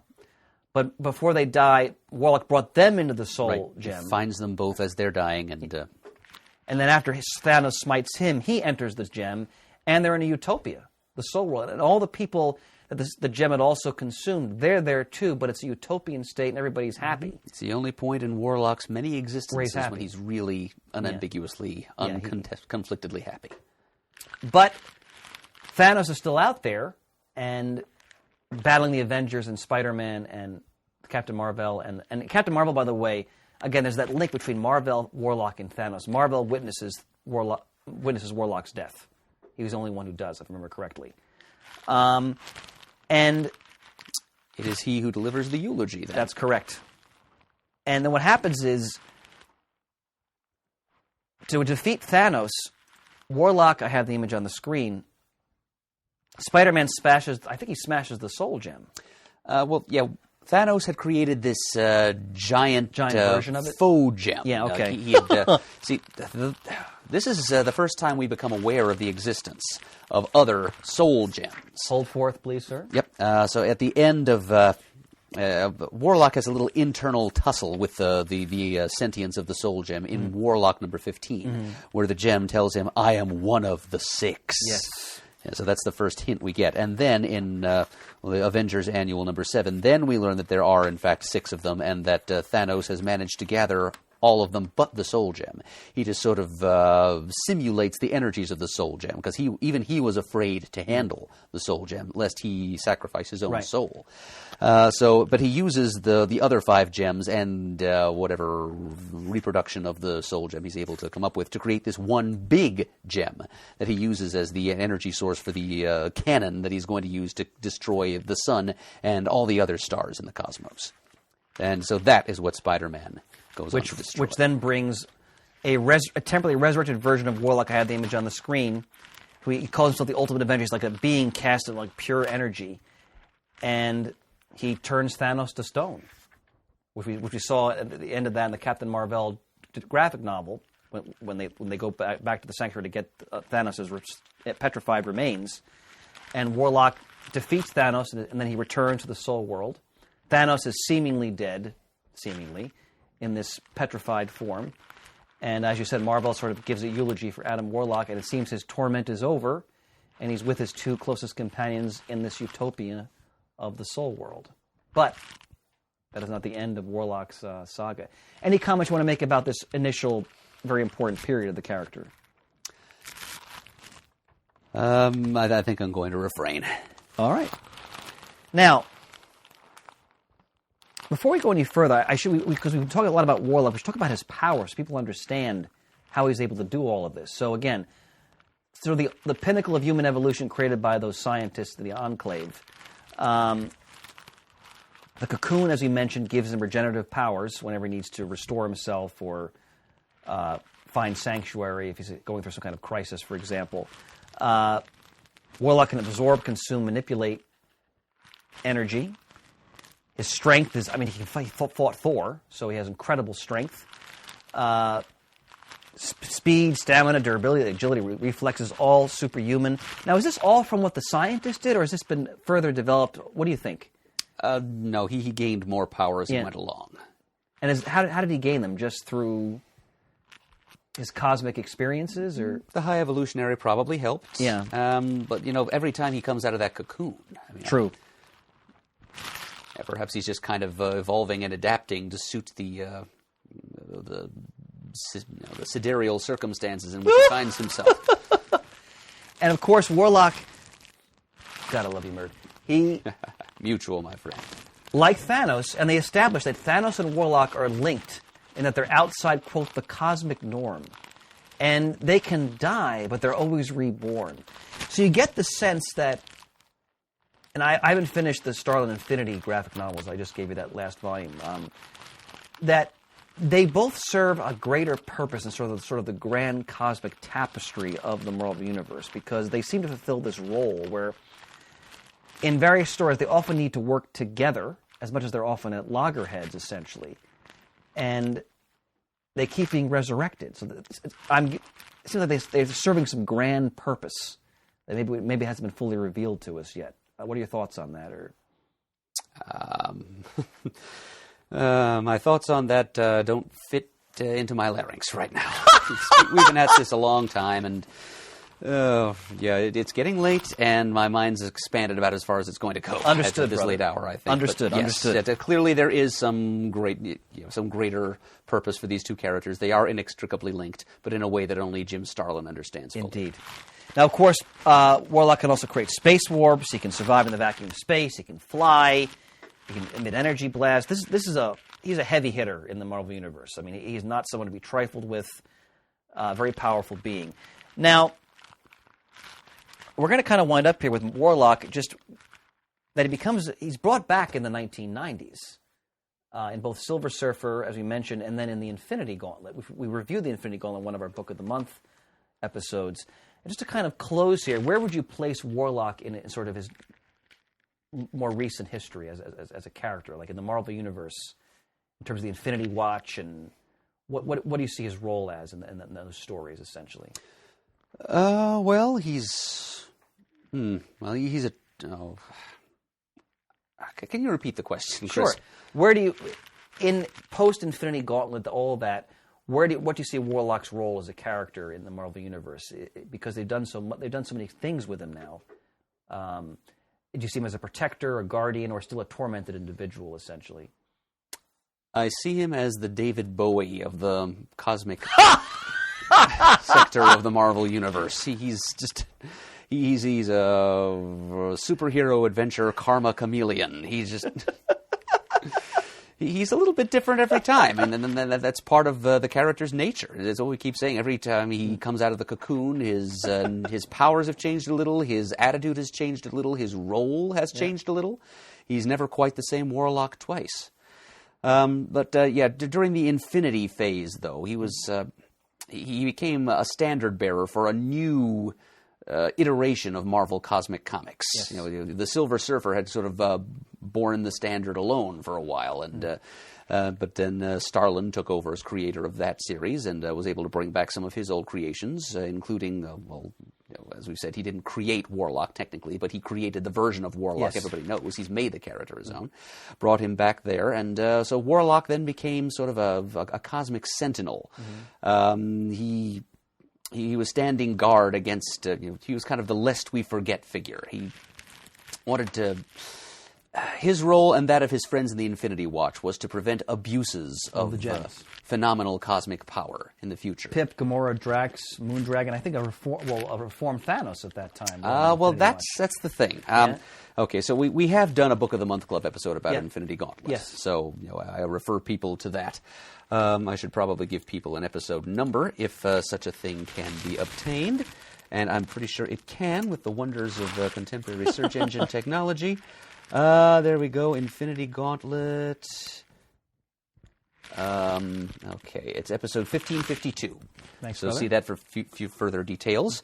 But yeah, at the end of that story, Warlock ended up with the Infinity Gauntlet himself. And the Infinity Watch series, which ran for 42 issues in the 90s. And you're a fan of that series, of course. I am. Yeah. I'm starting to. Marvel is starting to trade it now, actually. Excellent. And so I've got a good chunk of the issues myself that I bought when they were coming out. But I've also got the first trade. I think you may even have put that trade in my hands, actually. Yeah. So I thank you for that. I bet, brother.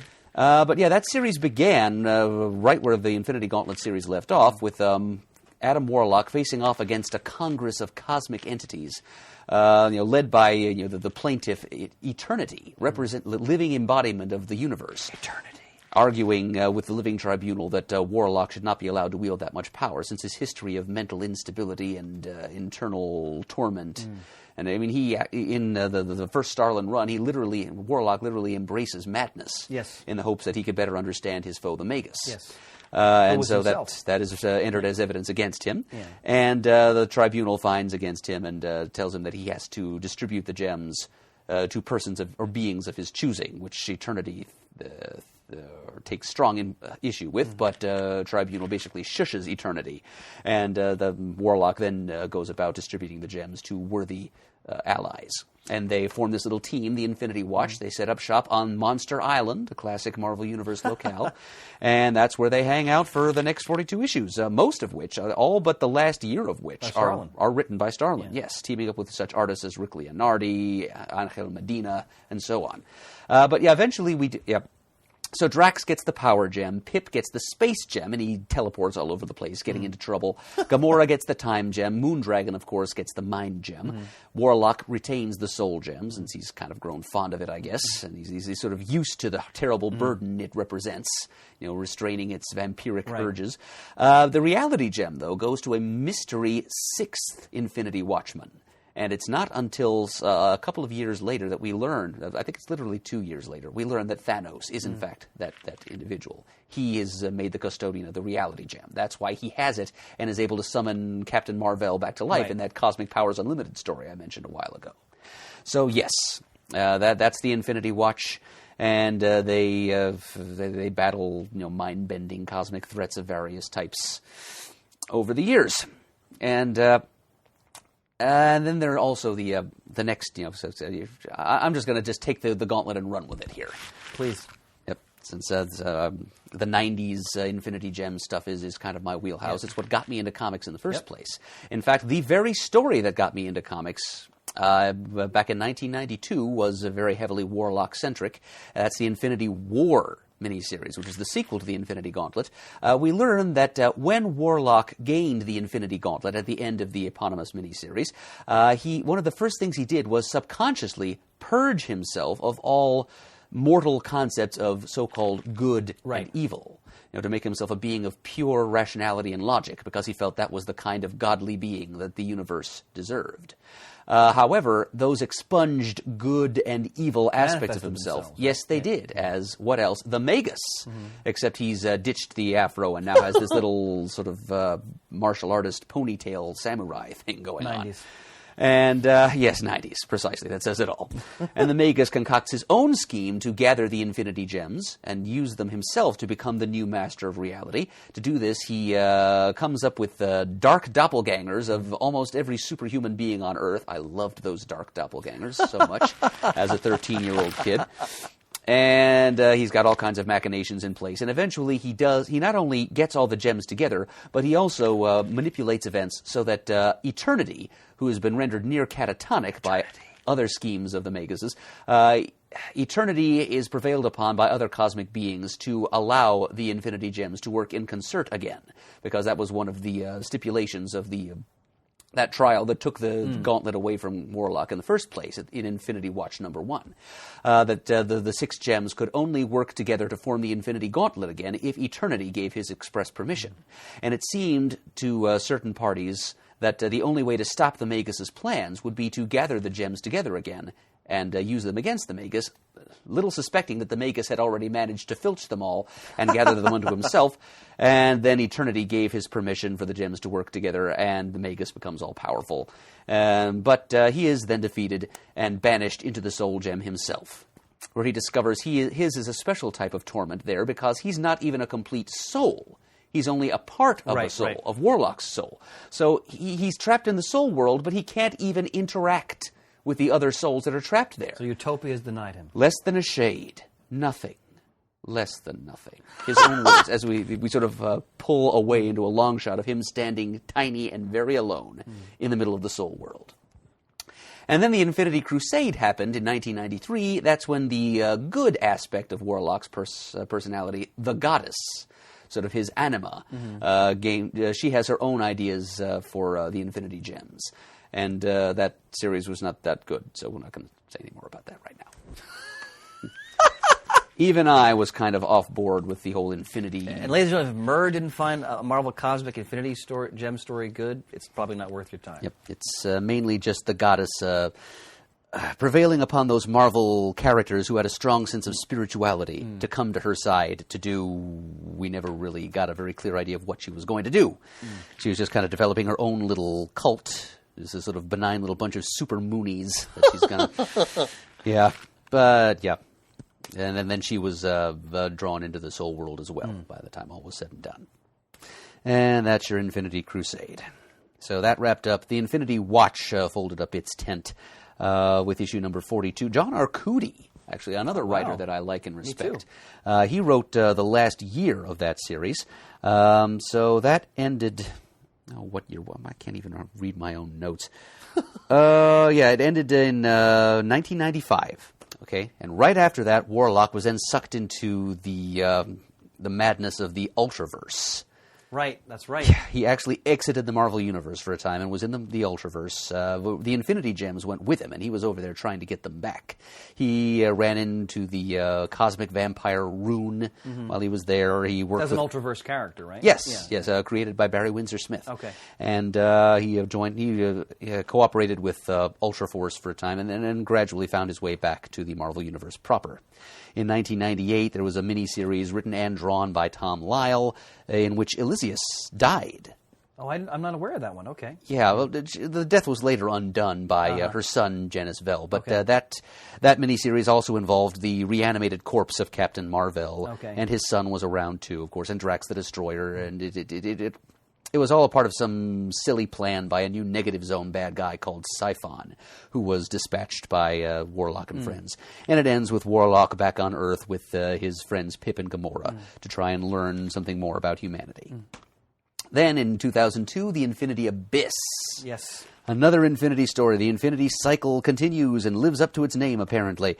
Yes, Thanos is involved here, too, as this is Starlin's first attempt at redeeming his creation Thanos from what he sees as the ill uses of other creators. Right. So Warlock and friends go up against the Thanosi, who are a bunch of deformed clones of Thanos, created by Thanos himself for his own purposes, but then got out of his control and started wreaking mischief throughout the Mar-Vell universe. So basically anything that had been done with Thanos, of which Starlin didn't approve, was retconned. Like Doombots, essentially. Yeah, exactly. Yeah. It's just good, Chris. Very good.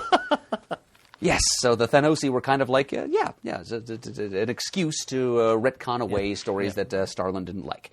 And in the middle of all that, Warlock and company, Spider-Man and the Defenders were roped into all of this too, had to rescue the new reality anchor. Apparently, every few millennia or so, a being is chosen who is supposed to sit in this temple somewhere out reality and just... help to stabilize all that exists by their very existence. The old anchor was a being named Atlas, and Atlas was dying, and the new reality anchor is a 2-year-old little girl named Atleza Langun from upstate New York. So, yeah, this is it's about Warlock getting back in the game. It's about Thanos being relieved of his participation in stories that Starlin didn't like. Right. But he also provides us with this cosmic subplot, too. And then Warlock also participated in the first 6 issues of the Thanos ongoing series of 2004, which was written by Starlin as well. But it was at about that... It involved Galactus and an other-dimensional being called the Hunger. But it was about that time that Starlin began to have creative disputes with Mar-Vell. This is the early 2000s when Starlin's brand of cosmic was deemed somewhat embarrassing by certain parties at Mar-Vell. And embarrassing? Yeah, so Starlin walked at that point. He had creative differences, the classic rationale. There was a mini-series by Greg Pak and Charlie Adler, which came out just a mere months after Starlin walked from Mar-Vell, doing something else with Warlock that involved him acquiring a kind of a kid sister figure named Janie Warlock, also created by the Enclave. I've never read that mini-series, but I've never heard anything good about it. Okay. Yeah. And... Warlock was also involved in the Abnett and Lanning Guardians of the Galaxy series eventually. And then in 2014, we get to the most recent cycle of original graphic novels by Starlin. The Infinity Revelation, the Infinity Relativity, and right here, the Infinity Finale. I've read the first 2 of them. I haven't read that one yet. But. Yep, which also involves the Guardians of the Galaxy. Since Starlin, as proprietary a feeling as he has for these characters, Thanos and Warlock. And Gamora, for that matter. Yes, yes, she too, and Drax and Moondragon and all the rest. He tries to be as respectful as he can, to a point, to the things that other creators are doing with them. So you get to see some of the that group of underlings that Thanos used during the Infinity story that Jonathan Hickman did. People like Corvus Glaive and so forth. Right. Yeah, so you get to see a little bit of them in there, and the Guardians of the Galaxy, since Drax is one of them after all, and Warlock was a member of their team. Starlin actually tries to use them in this most recent. And isn't there a plot device in the Guardians stories where an alternate version of Warlock is created? That's in these graphic novels where the Earth 616 version of Warlock dies. Right, okay. And, this is where I got a little cross-eyed. Yeah, and a version of Warlock from another reality who has actually absorbed and become one with the entire totality of his universe. Yeah. So he's unimaginably powerful now. Right. He's like a whole battery of cosmic cubes all in himself. Maybe even as powerful as the Infinity Gauntlet. Who knows? But he's convinced himself, Swamp Thing style, that he's still Adam Warlock. But haven't they brought back the original Warlock, though, too? I think that happens at the end of the Infinity finale. Yeah. Things come as they tend to do. The lemniscate loop of reality and causality is closed, and everybody is left pretty much back where they started, and Warlock and Pip kind of go off to party at the end of all of it. But yeah, for a little while they're in the middle act of this trilogy of graphic novels. We do have an alternate reality Adam Warlock, who is unimaginably powerful, loitering around. I have to finish reading that saga. My friend, do you have any closing comments on... I think we shot a bolt. That's my closing comment, yeah. Yeah, we've shot several karmic bolts, yes. I think, at this point. But yes, Viva la Marvel Cosmic. I hope our listeners enjoyed this valiant effort at trying to capture the essence of three of the most important characters that make up Marvel's cosmic three characters who have never been very easily explained. But I don't think anyone could find fault with or too deep fault with the job that we've done in the time allotted. I hope people had fun with it. I would like to point out to folks that there is actually a podcast devoted entirely to Adam Warlock and Thanos out there. It's called Resurrections. And I'm sure since that's all they do, it's their area of specialty, that they could probably do a more thorough job than we've done in this mere 3.5 hours running time. So if you're a fan of these characters, give them a try. Oh, I'm going to check that out. Great tip, Murd. All right, you want to take us out with our sponsors? Oh, of course. Okay, so this triple strength episode of Comic Geek Speak was brought to you by the dual sponsors, the Binary Star of the Collection Drawer Company. Visit them at collectiondrawer.com and learn more about their drawer box storage system. Your collection will thank you. And also superherostuff.com, purveyor of fine licensed apparel and other goodies based on your favorite geeky entertainment properties. It's where you go for all of your superhero stuff. Oh, yes, that's right. Shane's not here. Oh, yeah, this is the part where I have to tell you how to get in touch with us and all of that good stuff.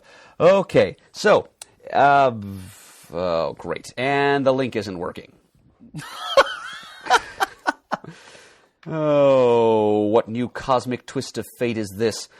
Okay, all right, so if you'd like to send us an email, the address is comicgeekspeak@gmail.com. There we go. If you'd like to leave us a voicemail, you can call us at 267-702-6642. You can like us on Facebook. You can follow us on Twitter. We're at Comic Geek Speak there. We encourage you to stop by thecomicforums.vanillaforums.com to leave whatever cosmic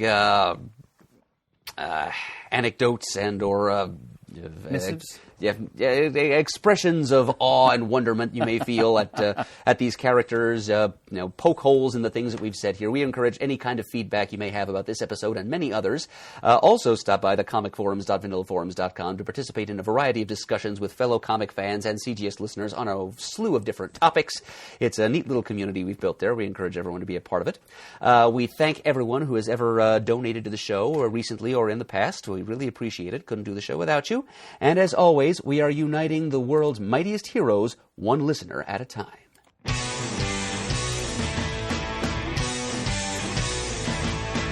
got it on Wednesday, and you was talking about it going to the bottom up. These guys will talk about it, everything that geeks love. From capes to laser beams, opinions like the seasons on everything you're reading.